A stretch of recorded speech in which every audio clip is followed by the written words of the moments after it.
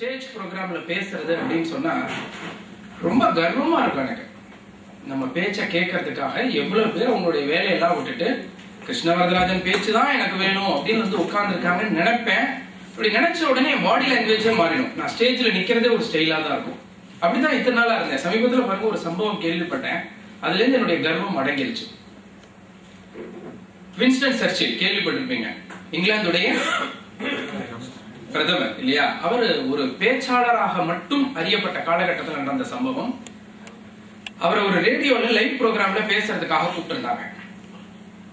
இவர் அந்த ப்ரோக்ராம் போயிட்டு இருக்கும்போது ஒரு கார் ரிப்பேர் ஆகி நின்றுச்சு. உடனே பதட்டத்தோட வாட்ச பார்த்தாரு. ஏன்னா லைவ் ப்ரோக்ராம்னா பேசும்போது அப்பவே ஒளிபரப்பாகிற நிகழ்ச்சி. உடனே பதட்டத்தோட இருந்தாரு. எதிரில் பார்த்தா ஒரு டாக்ஸி நின்றுட்டு இருந்தது. உடனே சந்தோஷமா அந்த டாக்ஸி டிரைவர்கிட்ட போய் சவாரி வரியா அப்படின்னு கேட்டார். அதுக்கு அந்த டாக்ஸி டிரைவர் சொன்னா, சாரி சார், என்னால வர முடியாது.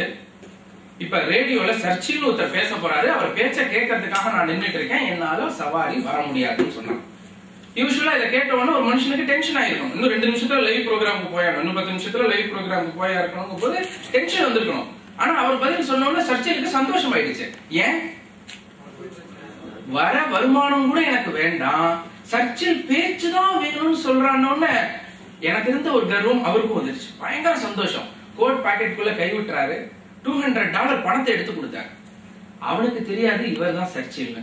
அந்த பணத்தை வாங்கிட்டு அவன் ரொம்ப சந்தோஷமா சொன்னான், சர்ச்சில் கிடக்குறார் சார், சர்ச்சில், நீங்க எங்க போகணும்னு சொல்லுங்க, கொண்டு போய். அதுல இருந்து பாருங்க, எனக்கு இந்த பேசுறதுல உள்ள கர்வம் எல்லாம் சுத்தமா அடங்கிருச்சு. அதுல இருந்து நான் கொஞ்சம் அடக்கம் ஆயிட்டேன்.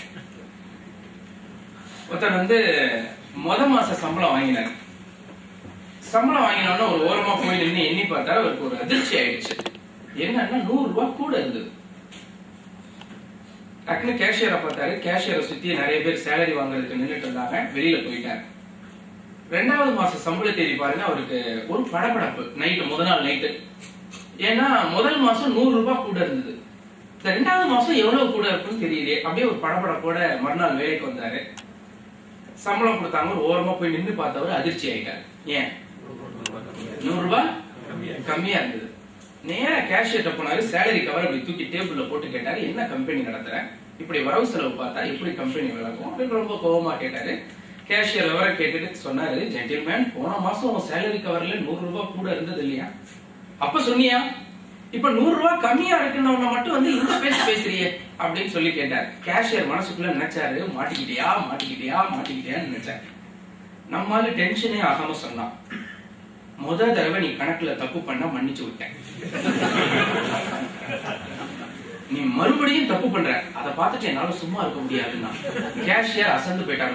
மக்கா கூட இருந்துச்சு, நான் எடுத்துக்கிட்டேன், குறைச்சு இருந்துச்சு, வந்து சண்டை போடுறேன்னு சொல்லுவான்னு பார்த்தா எவ்வளவு அழகா சமாளிக்கிறான் அப்படின்னு சொல்லிட்டு என்ன பண்ணிட்டாரு, $100 கொடுத்து அனுப்பிட்டாரு. இப்ப 3வது மாசம் சம்பள தேதி வந்தது. நான் இதுல தான் பேசிட்டு இருக்கேனா? நான் இது தெரியாம இதையே படிச்சுட்டு இருக்கேன். 3வது மாச சம்பள தேதி வந்தது. இவனுக்கு முதல் நாள் நைட்டு தூக்கமே வரல. இந்த தடவை கூட கொடுத்து சோதிப்பாங்களா, குறைச்சு கொடுத்து சோதிப்பாங்களா அப்படின்னு சொல்லிட்டு அதே போல வழக்கம் போல கவரை வாங்கினா.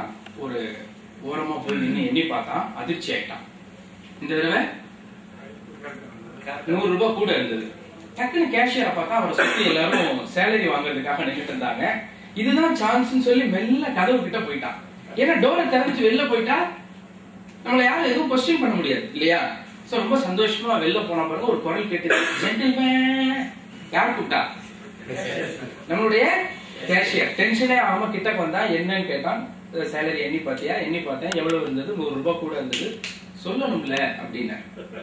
நம்மளால டென்ஷனே ஆகாம பதில் சொன்னா, நீ முதல் தடவை கணக்குல தப்பு பண்ண, மன்னிச்சு விட்டேன். 2வது தடவை நீ திருந்தணுங்கிறதுக்காக சொன்னேன், நீ திருந்துற மாதிரி தெரியல, பட்டு தெரிஞ்சுக்கொண்டா நான் விட்டுட்டு போறேன்னு சொன்னேன். எதுக்காக இதை சொல்றேன்னா, நண்பர்களே, நான் சந்திக்கிற பல பேர் தங்கள் வாழ்க்கையை எப்படி வைத்துக் கொண்டிருக்கிறார்கள் என்றால், நாளை சமாளிப்பதையே வாழ்க்கையாக கொண்டிருக்கிறார்கள். ஒவ்வொரு நாளையும் சாதிப்பதற்காகவே வாழ்கிறோம் என்கிற ஒரு 100 பேரை நான் முதன் முறையாக ஒன்றாக சந்திப்பதில் மகிழ்ச்சி அடைகிறேன்.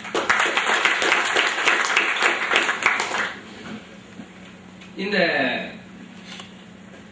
நிகழ்ச்சியில பேசுறதுக்கு முன்னாடி எனக்கு கொஞ்சம் பயம் இருந்தது. என்ன காரணம்னா, ஏதாவது ஒன்று ரெண்டு விஷயங்களை டெக்னிக்கலா சொன்னா இவங்க எப்படி எடுத்துக்குவாங்க. ஆனா ஒட்டு மொத்தமா டெக்னிக்கலா மட்டும்தான் அவர் பேசினார். எனக்கு நம்பிக்கை அதிகமாயிடுச்சு. அப்ப நிச்சயம் நம்ம பேச்ச அசையாம கேட்பாங்க அப்படின்னு சொல்லி. ஏன்னா சில பேர் பாருங்க ப்ரோக்ராம்ல இப்படி உட்கார்ந்து இருப்பாங்க. நாம நினைப்போம் நல்லா கவனிக்கிறாங்க, வேற ஒண்ணும் இல்ல, நல்லா தூக்கம் வருது அப்படின்னு அர்த்தம். ஒரு உற்சாகமான மனிதர்கள் முன்னாடி இப்படி ஒரு டேலண்ட் மேனேஜ்மெண்ட் அப்படிங்கிற ஒரு தலைப்புல சில கருத்துக்களை பகிர்ந்துக்க வாய்ப்பு கிடைச்சதை நான் ரொம்ப பெருமையோட நினைச்சு பாக்குறேன். இந்த நிகழ்ச்சியில என்னுடைய அனுபவங்கள் சில உங்கள்கிட்ட நான் ஷேர் பண்ணிக்க போறேன். எந்த தியரியும் நான் ஷேர் பண்ண போறது இல்லை, உங்களுக்கு அது தேவையும் படாதுன்னு நான் நினைக்கிறேன்.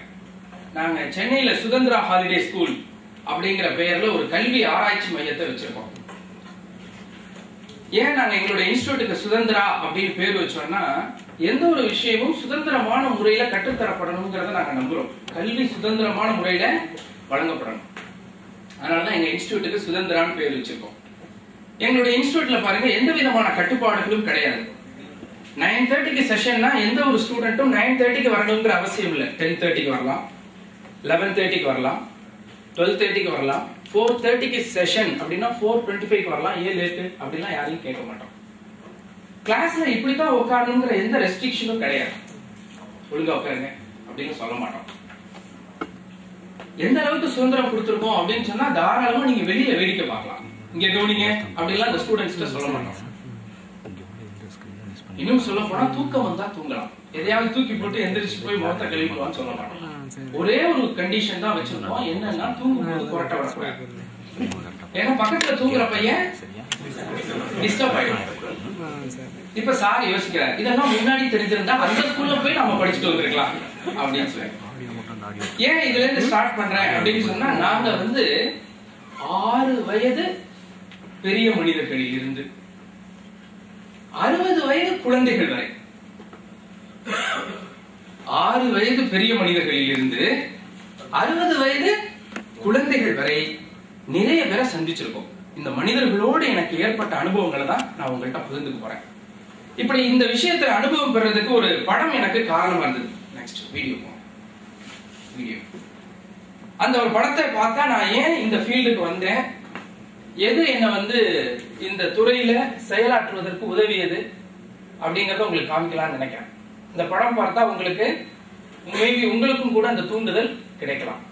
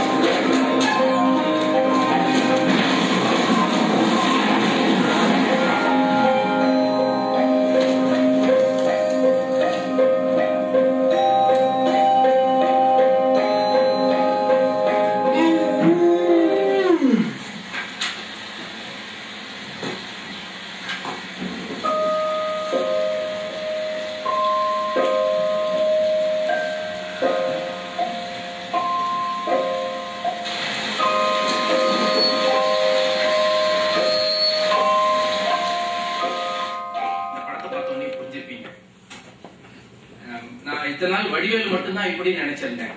நீங்க மதுரையில இருக்கிற எல்லாருமே இப்படித்தான் அப்படின்னு நீங்க தெரிஞ்சுக்கிட்டேன். எவ்வளவு பேர் பேசினாலும் கேட்கறதாவே இருக்கீங்க. நான் கூட 1-2 பேராவது அசைவீங்கன்னு பார்த்தேன். அப்படியே உட்காந்து கேட்டுட்டு இருந்தீங்க. எனக்கு இப்படி கேட்கறத பார்த்தாலே பயமா இருக்கு. அதுல 1-2 பேர் நோட்ஸ் எல்லாம் வேற எடுக்கிறாங்க. இதை பார்த்தோம்தான் எனக்கு ரொம்ப பயம் வர ஆரம்பிச்சிருச்சு. நான் முன்னெல்லாம் பாருங்க இந்த மாதிரி ஒரு ஸ்டேஜ் ப்ரோக்ராம்ல பேசுறது அப்படின்னு சொன்னா ரொம்ப கர்வமா இருப்பேன். எனக்கு நம்ம பேச்ச கேட்கறதுக்காக எவ்வளவு பேர் அவங்களுடைய வேலையெல்லாம் விட்டுட்டு கிருஷ்ணவரதராஜன் பேச்சுதான் எனக்கு வேணும் அப்படின்னு உட்கார்ந்து இருக்காங்கன்னு நினைப்பேன். அப்படி நினைச்ச உடனே என் பாடி லாங்குவேஜே மாறிடும். நான் ஸ்டேஜ்ல நிக்கிறதே ஒரு ஸ்டைலா தான் இருக்கும். அப்படிதான் இத்தனை நாளா இருந்தேன். சமீபத்துல பாருங்க ஒரு சம்பவம் கேள்விப்பட்டேன். அதுல இருந்து என்னுடைய கர்வம் அடங்கிருச்சு. வின்ஸ்டன் சர்ச்சில் கேள்விப்பட்டிருப்பீங்க, இங்கிலாந்துடைய பிரதமர் இல்லையா? அவர் ஒரு பேச்சாளராக மட்டும் அறியப்பட்ட காலகட்டத்தில் நடந்த சம்பவம். அவர் ஒரு ரேடியோல லைவ் ப்ரோக்ராம்ல பேசுறதுக்காக கூப்பிட்டு இருந்தாங்க. அந்த ப்ரோக்ராம் போயிட்டு இருக்கும்போது ஒரு கார் ரிப்பேர் ஆகி நின்றுச்சு. உடனே பதட்டத்தோட வாட்ச பார்த்தாரு. ஏன்னா லைவ் ப்ரோக்ராம்னா பேசும்போது அப்பவே ஒளிபரப்பாகிற நிகழ்ச்சி. உடனே பதட்டத்தோட இருந்தாரு. எதிரில பார்த்தா ஒரு டாக்ஸி நின்றுட்டு இருந்தது. உடனே சந்தோஷமா அந்த டாக்ஸி டிரைவர்கிட்ட போய் சவாரி வரியா அப்படின்னு கேட்டார். அதுக்கு அந்த டாக்ஸி டிரைவர் சொன்னா, சாரி சார், என்னால வர முடியாது.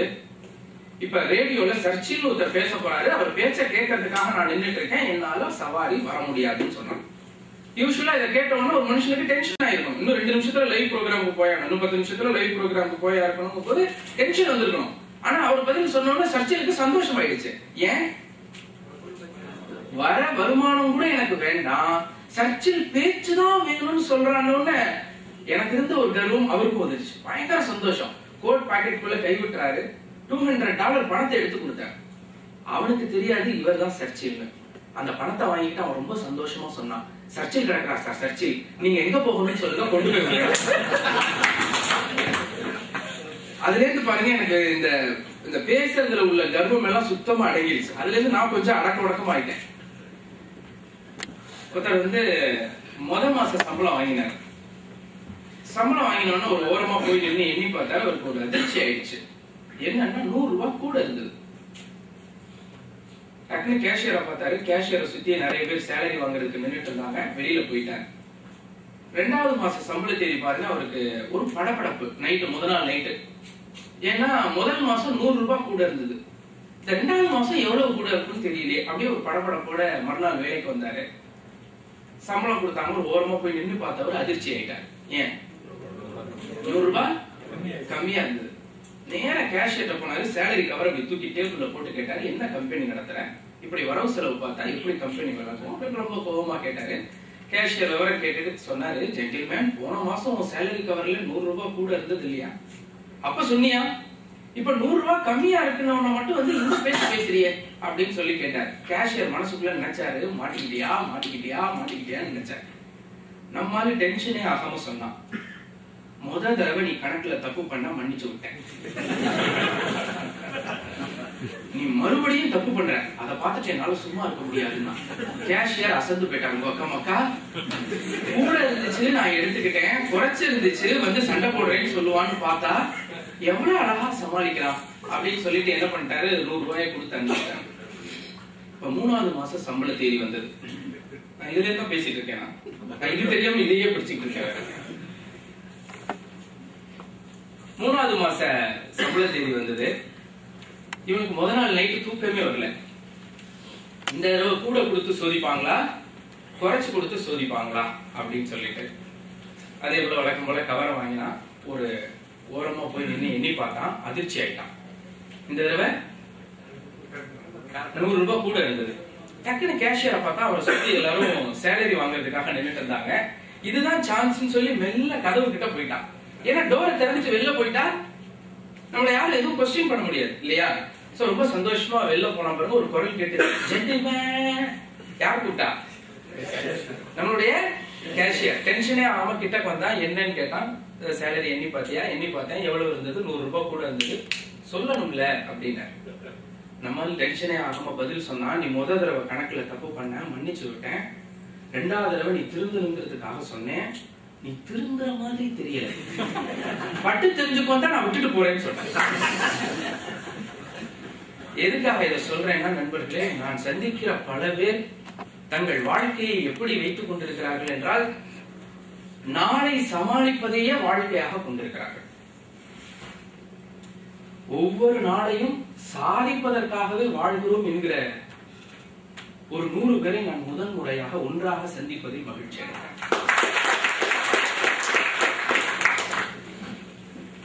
இந்த நிகழ்ச்சியில பேசுறதுக்கு முன்னாடி எனக்கு கொஞ்சம் பயம் இருந்தது. என்ன காரணம்னா, ஏதாவது 1-2 விஷயங்களை டெக்னிக்கலா சொன்னா இவங்க எப்படி எடுத்துக்குவாங்க. ஆனா ஒட்டு மொத்தமா டெக்னிக்கலா மட்டும்தான் அவர் பேசினார். எனக்கு நம்பிக்கை அதிகமாயிடுச்சு. அப்ப நிச்சயம் நம்ம பேச்ச அசையாம கேட்பாங்க. ஏன்னா சில பேர் பாருங்க, ப்ரோக்ராம்ல இப்படி உட்கார்ந்து இருப்பாங்க. நாம நடப்போம் நல்லா கவனிக்கிறாங்க, வேற ஒண்ணு இல்ல, நல்லா தூக்கம் வருது அப்படின்னு அர்த்தம். ஒரு உற்சாகமான மனிதர்கள் முன்னாடி இப்படி ஒரு டேலண்ட் மேனேஜ்மெண்ட் அப்படிங்கிற ஒரு தலைப்புல சில கருத்துக்களை பகிர்ந்துக்க வாய்ப்பு கிடைச்சதா நான் ரொம்ப பெருமையோட நினைச்சு பாக்குறேன்.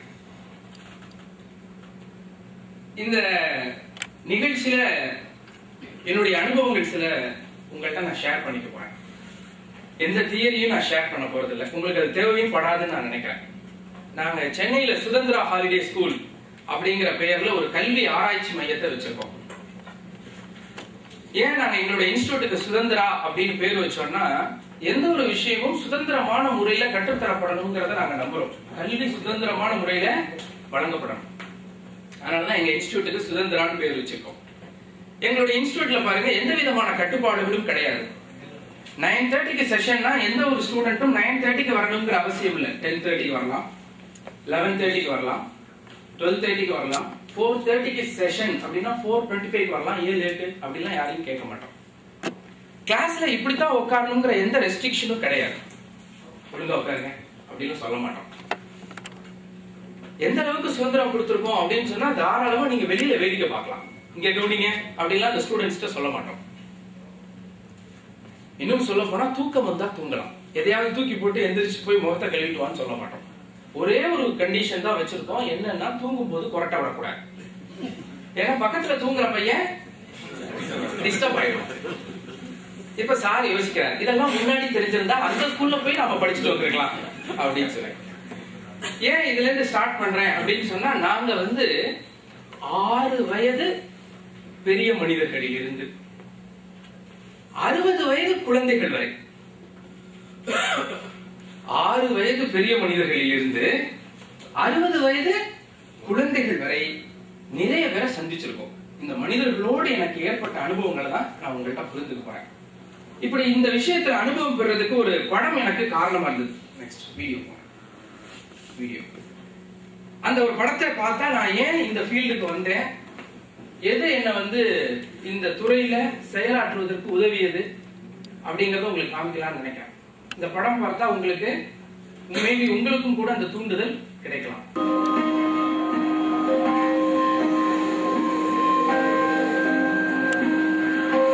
ரொம்ப சலசலன்னு பேசிட்டு இருந்தா அதை பத்தி பயப்படவே மாட்டேன். நான் 5000 பேரை வச்சு ப்ரோக்ராம் பண்ணிருக்கேன். ஆனா பின் டிராப் சைலண்ட் இருக்கும். ஒண்ணும் இல்ல, நான் என்ன பண்ணுவேன், ஆடியன்ஸை சைலன்ஸ் ஆக்கணும் அப்படின்னு நினைச்சா, இப்போ உங்கள யாராவது ஒருத்தரை எழுப்பி விட்டு கேள்வி கேட்க போறேன்னு சொல்லுவேன். எல்லாரும் அமைதியா கீழே புரிஞ்சிருவாங்க. நாம அனாவசியமா எந்த ரொம்ப சண்டைக்கும் போக கூடாது. நீங்க அந்த மாதிரிலாம் நினைக்க வேண்டாம். தெரிஞ்ச விஷயங்களை சொல்லலாம், தெரியலன்னா எல்லாரும் சேர்ந்து தேடலாம். ஓகேயா? சோ இந்த வீடியோல இருந்து என்ன மெசேஜ் கிடைச்சது நமக்கு? கண்டிப்பா நான் படம் போட்டு கதை சொல்ல போறது இல்லை. 1-2 கிளிப்பிங்ஸ் தான் வச்சிருக்கேன். அந்த குழந்தை பெருசாயிடுச்சு. எவ்வளவு கஷ்டப்பட்டு அது கொண்டு வந்து வளர்த்தக்குள்ள சர்வசாதாரணமா ஆபீஸ் உட்கார்ந்து எக்ஸலென்ட் குட். ஏற்கனவே இந்த படம் பார்த்திருக்கீங்களா யாரும்? நீங்க அர்ஜுனா ஆரோக்கியா பால் சாப்பிடுறீங்களா? எனக்கு அப்பையில இருந்தே இந்த டவுட் இருந்தது. சரி, இந்த படம் பார்த்த அன்று என்னால தூங்கவே முடியல. ஏன்னா அந்த படம் சில கேள்விகளை எனக்குள்ள எழுப்பினது. இந்த படம் எல்லாத்துக்கும் புரிஞ்சிருக்கும்னு நினைக்கிறேன்.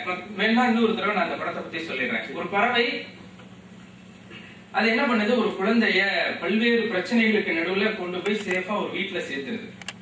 ஒரு 25 வருஷம் கழிச்சு அந்த பறவைக்கு ஒரு கியூரியாசிட்டி என்ன இருக்கும், நாம ஒரு குழந்தைய கொண்டு போய் விட்டுட்டு வந்தோமே, அது எப்படி இருக்கு அப்படின்னு தெரிஞ்சுக்கணுங்கிற ஒரு ஆர்வம். 25 வருஷத்துக்கு அப்புறம் அந்த பறவை அந்த வீட்டுக்கு போகுது. நீங்க தமிழ் சினிமால ஒரு விஷயம் கவனிச்சிருப்பீங்க. ஒரு குழந்தை வளர்ந்துருச்சு அப்படிங்கறத சொல்றதுக்கு நம்ம டைரக்டர்ஸ் எல்லாம் ஒரு தமிழ் டச் வச்சிருக்காங்க. என்னன்னா, அந்த குழந்தை சைக்கிள் ஏறி சுத்தும் கடலை, அப்படியே கேமரா அப்படியே பின்னாடி நகர்ந்து சக்கரத்தை காமிக்கும். திரும்ப கொஞ்ச நேரம் கழிச்சு அப்படி முன்னாடி வந்தா கால் பெருசாயிருக்கும்.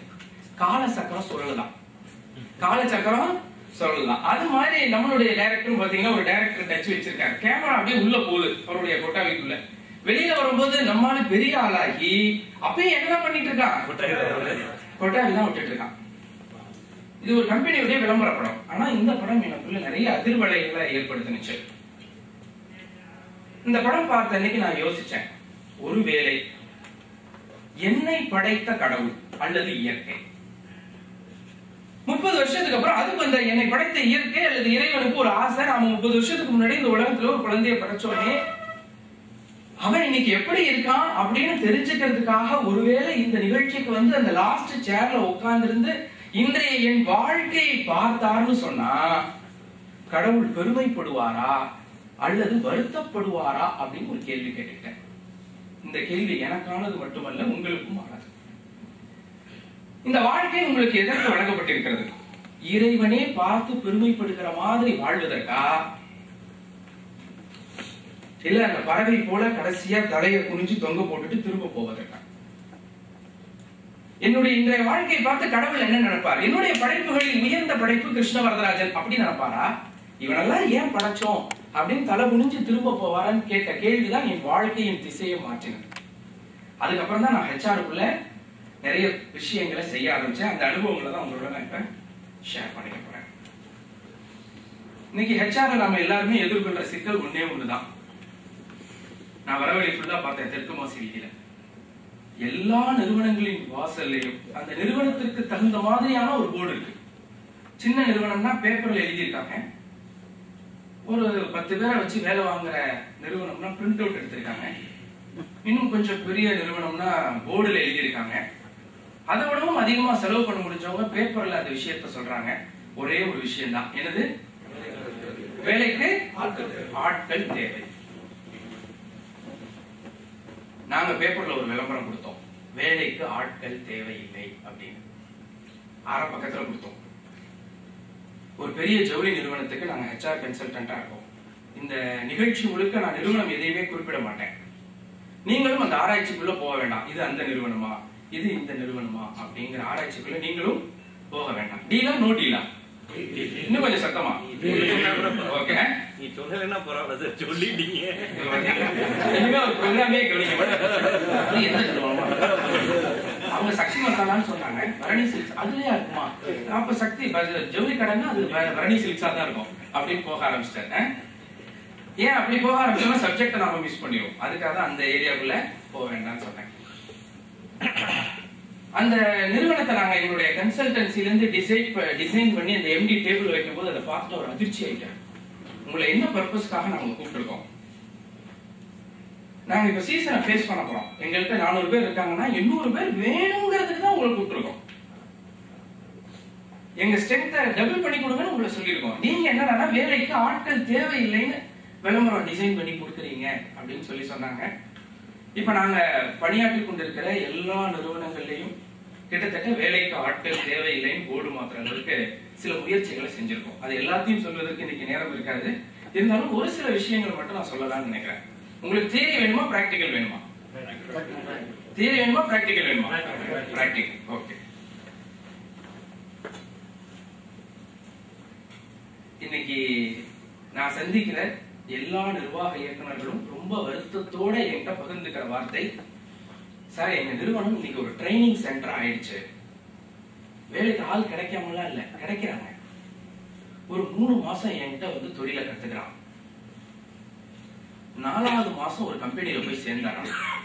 அவன் 3 மாசம் என்கிட்ட வேலை பார்த்துட்டு அங்க போய் சொல்லும் போது 3 வருஷம் வேலை பார்த்தேன்னு சொல்லிடலாம். நம்ம யாருமே என்ன இதுக்கெல்லாம் எந்த விதமான சர்டிபிகேஷனும் இல்ல. சோ ஆட்டோமேட்டிக்கா அவனுக்கு என்ன ஆயிடுது, அவன் ரொம்ப தெளிவா இருக்கான். என்ன, இந்த நிறுவனத்திலேயே இருக்கிற முடிய நமக்கு ஒரு பெரிய சேஞ்ச் உடனடியா இருக்காது. அப்ப ஜாப் ஷிஃப்ட் தான் உடனடியா நம்மளோட லைஃப்ல ஒரு சேஞ்ச கொண்டு வரப்போகுது அப்படின்னு திறமையா இருக்காங்க. ஒரு நண்பர் இந்த டேலண்ட் மேனேஜ்மெண்ட் அப்படிங்கிற டைட்டில பார்த்துட்டு என்கிட்ட என்ன ஒரு இப்ப பேசிட்டு இருக்கும்போது கேள்வி கேட்டார். சார் டேலண்ட் மேனேஜ்மெண்ட் அப்படின்னா டேலண்டா ஒரு நிறுவனத்துல இருக்கிற எல்லா ஸ்டாஃபும் இருக்காங்க, அவங்களை எப்படி மேனேஜ் பண்றது அப்படின்னு பேச போறீங்களா அப்படின்னு கேட்டாரு. இல்ல, அவன் வந்து நீங்க எதிர்பார்க்கிற டேலண்ட்ல இல்ல, ஆனா அவன் டேலண்டா தான் இருக்கான். அவன் என்ன டேலண்ட்ல இருக்கான், என்னெல்லாம் பண்ணா நாம உடனடியா அதிகமா சம்பாதிக்கலாங்கிற டேலண்ட்ல இருக்கான். கரெக்ட் தானே? நான் சொல்றது புரியுதுங்களா? வேலையில அவன் டேலண்டா இருக்கானா இல்லையாங்கிறது வேற விஷயம். 1970களில் பாருங்க, பர்சனல் டிபார்ட்மெண்ட் உதயமானது.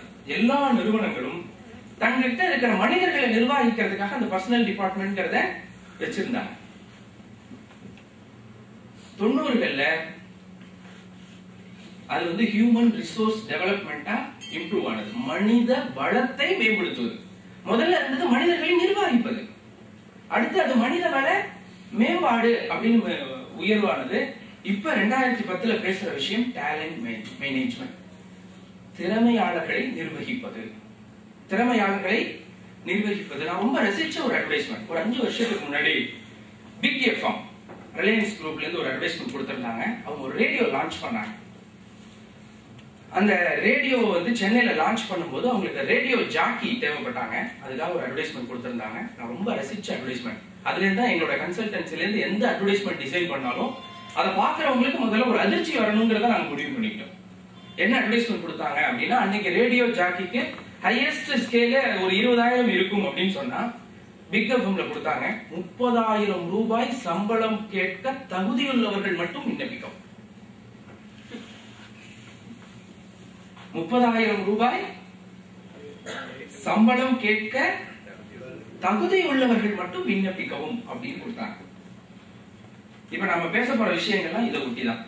இங்க 4 பேரை வேலைக்கு சேர்க்கறதே கஷ்டமா இருக்கு. சேர்ந்தா உடனே அவங்க ட்ரெயின் ஆகி வெளில போயிடுறாங்க.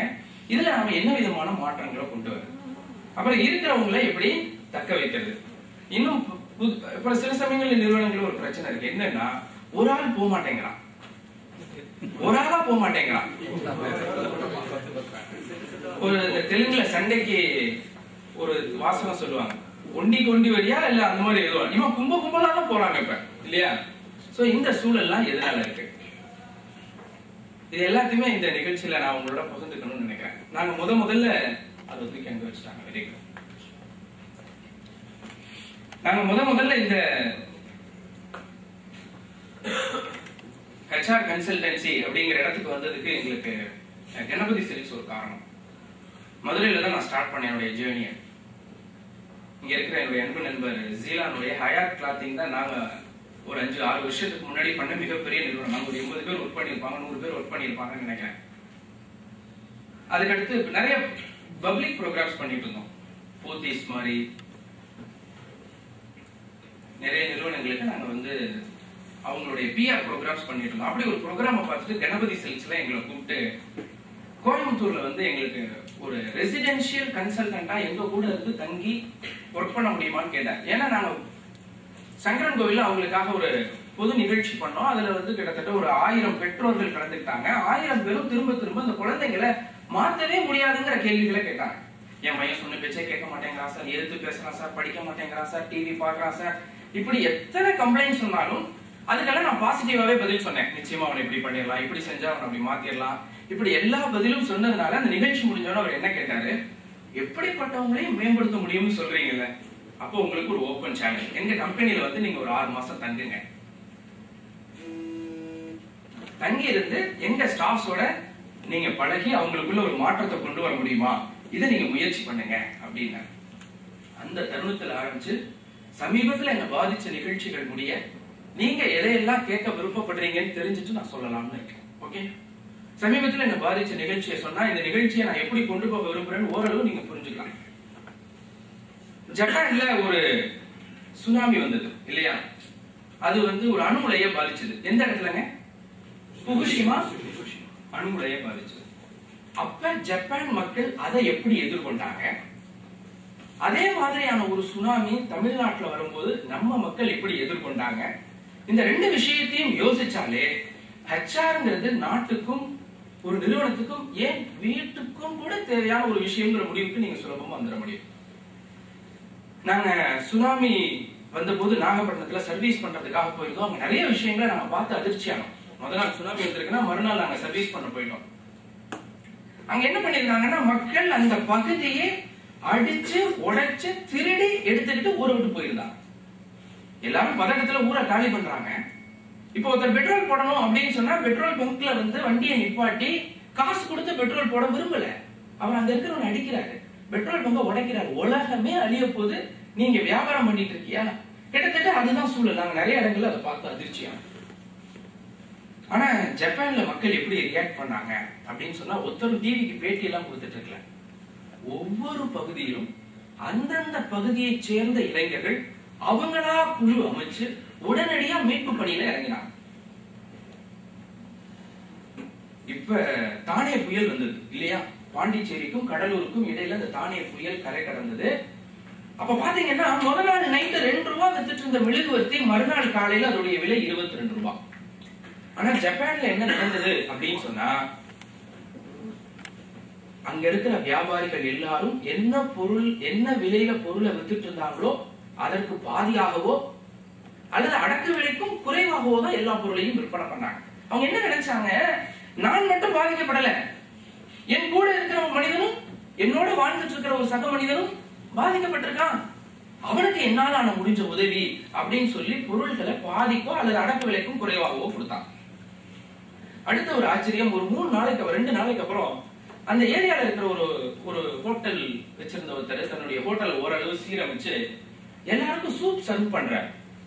ஒரு ஆள் கூட வரிசையில இல்லாம வந்து கேட்கல, ஒரு ஆள் கூட 2வது முறை வரிசையில போய் நிக்கல. இத படிச்ச போது நான் எனக்குள்ள ஒரு கேள்வி கேட்டுக்கிட்டேன், ஒருவேளை நான் அந்த இடத்துல இருந்திருந்தா நான் என்ன பண்ணிருப்பேன்? எங்க பாட்டியால நடந்து வர முடியாது, எனக்கு இன்னொரு கப்பு கொடுங்கன்னு சொல்லியிருப்பேன் அப்படின்னு நான் எனக்குள்ள ஒரு கேள்வி கேட்டுக்கிட்டேன். இதெல்லாம் விட ரொம்ப ஆச்சரியமான விஷயம், இந்த புகுஷிமாவுடைய அணு உலை பாதிப்பு அது அணு கசிவை பத்தி எடுத்து சொல்லி மக்களை ஒரு 200 கிலோமீட்டருக்கு அரசாங்கம் வெளியேற சொல்லிட்டாங்க. 200 கிலோமீட்டருக்கும் மக்கள் வந்து வரிசையாக மட்டும்தான் போனாங்க. ஒரு இடத்துல கூட டிராபிக் ஜாம்ங்கிற விஷயம் ஏற்படல. இதுதான் நம்ம கவனிக்க வேண்டிய பாடம். என்னன்னா, ஜப்பான்ல இருக்கிற ஒவ்வொரு மனிதனும் நான் தப்பிக்கணும்னு நினைச்சான், ஆனா நான் மட்டும் தப்பிக்கணும்னு நினைக்கிறேன். நம்ம கூட இருக்கிற எல்லாரும் தப்பிக்கணும்னு நினைச்சாங்க, அதனாலதான் ஒரு இடத்துல கூட டிராபிக் ஜாம் ஆகல. இதெல்லாம் படிக்கும் போது எனக்கு ஓரளவு ஜப்பானை பத்தி நிறைய புத்தகங்கள் படிச்சிருக்கிறதுனால இதெல்லாம் எனக்கு ஒரு பெருசா வியப்பா இல்லை. கடைசியில நான் படிச்ச செய்தி தான் எனக்கு ரொம்ப உலுக்கின விஷயமா இருக்கு. இந்த அணு கசிவு ஏற்பட்ட அந்த அணு உலையில என்ன பாதிப்பு இருக்குங்கிறத ஒரு சாதாரண மனிதனை விட அதிகமாக இல்ல அவ்வளவும் தெரிந்தவன் யாருன்னா அந்த அணு உலையிலேயே வேலை பார்க்கிறான். நான் ஒருவேளை அந்த அணு உலையில வேலை பார்த்து இப்படி ஒரு செய்தியை கேள்விப்பட்டா முதல்ல நான் என்ன பண்ணுவேன், என் வீட்டுக்கு போன் அடிச்சு, அணு நீ ட்ரெஸ் எல்லாம் பேக் பண்ணிட்டு ரெடியா இரு, இன்னும் 10 நிமிஷத்துல நான் வந்துடுவேன், உடனே நாம ஊரை காலி பண்ணிட்டு போகணும்னு முதல் ஆளா யார் கிளம்பி இருப்பா? அங்க வேலை செய்யறவங்க தான் கிளம்பி இருப்பாங்க. ஆனா ஜப்பான்ல நடந்த விஷயம் உண்மையிலே வியக்கத்தக்க விஷயம். அதற்கான ஃபார்முலா மட்டும் கிடைச்சிட்டா ஒரு தேசமே அப்படி இருக்கும்போது ஏன் நம்ம நிறுவனத்தை அப்படி மாற்ற முடியாது? அந்த ஃபார்முலா மட்டும் தெரிஞ்சதுன்னு சொன்னா நாம கூட அதை கடைபிடிக்கலாம் இல்லையா? அதுக்காக இந்த விஷயத்தை கொஞ்சம் விலாவாரியா சொல்லிட்டு இருக்கேன். எல்லாரும் வெளியேறியாச்சு, தேசமே வெளியேறிட்டு இருக்கு. அந்த பகுதியில் இருக்கிற புகுஷிமால இருக்கிற அத்தனை பேரும் வெளியேறிட்டு இருக்காங்க. அந்த அணு உலையில வேலை பார்த்த அத்தனை பணியாளர்களும் அரசாங்கத்தின் எந்த அறிவிப்பிற்கும் எதிர்பார்த்து கொண்டிருக்கிறாமல் எல்லாரும் டியூட்டிக்கு வந்தாங்க. லீவு போட்டுட்டு போயிருந்த ஆள் கூட லீவை கேன்சல் பண்ணிட்டு வேலைக்கு வந்தாங்க. அணு உலையில வேலை பார்த்தா தனி மனிதனா எனக்கு மட்டும் பாதிப்பு இல்ல, எனக்கு உருவாக போகிற சந்ததிக்கே பாதிப்பு இருக்கும்னு தெரிஞ்சும் கூட ஒரு தேசத்திற்காக வேலை பார்க்கிற தன்மையை ஒரு மனிதன் அங்க வேலை ஒரு தனி மனிதனும் முன்னேறுகிற போது இந்த தேசம் முன்னேறும் அப்படின்னு நான் மீட்டிங்ல பேசியிருக்கேன். நான் நினைச்சேன், அது சரின்னு கூட நினைச்சேன். ஆனா ஜப்பான்ல திரும்ப திரும்ப சொல்லிக் கொடுக்கப்படுகிறது, நாடு நல்லா இருந்தாதான் நீ நல்லா இருக்க முடியும். ஜப்பான்ல இருக்கிற ஒவ்வொரு குழந்தையும் நீ டீம்ல ஒரு பகுதின்னு சொல்லியே வளர்க்கிறாங்க. இப்ப நம்ம வீட்டு குழந்தை போய் கிரிக்கெட் விளையாடுது, அதுக்கு பேட்டிங் கொடுக்கல, அழுதுட்டே வந்து என்ன பண்ண நம்ம சொல்லுவோம்,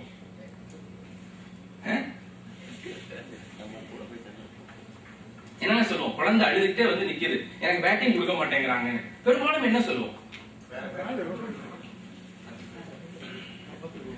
அவனோட விளையாடாதன்னு எத்தனை தடவை சொல்லியிருக்கேன். நான் பேட் வாங்கி தரேன், வீட்லயே விளையாடு சொல்றோமா? ஆனா ஜப்பான்ல என்ன சொல்லுவாங்களா, ஒரு டீம்ல நாம இருக்கும்போது இது மாதிரியான சூழலை எதிர்கொள்ள வேண்டியதா இருக்கும்.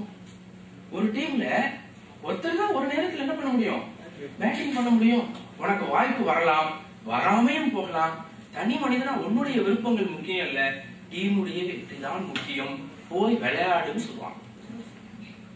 அதனாலதான் பாருங்க, ஜப்பான்ல ஒரு மனிதன் தன்னை அறிமுகப்படுத்திக்கிட்டா கூட என்ன சொல்லி அறிமுகப்படுத்திக்கிறான், நான் கிருஷ்ண வரதராஜன், நான் வந்து சேர்மனா இருக்கேன் ஐடியா பிளஸ்ங்கிற கன்சல்டன்சில. அப்படி அறிமுகப்படுத்திக்கிறது இல்ல, நான் ஐடியா பிளஸ் குழுமத்தை சேர்ந்தவன், நான் யமஹா குழுமத்தை சேர்ந்தவன், நான் பேனாசோனிக் குடும்பத்தை சேர்ந்தவன், அங்க நான் மேனேஜரா பணியாற்றேன், என் பேர் கிருஷ்ண வரதராஜன். தன்னை குழுவின் ஒரு பகுதியாகவே நினைக்கிறான்.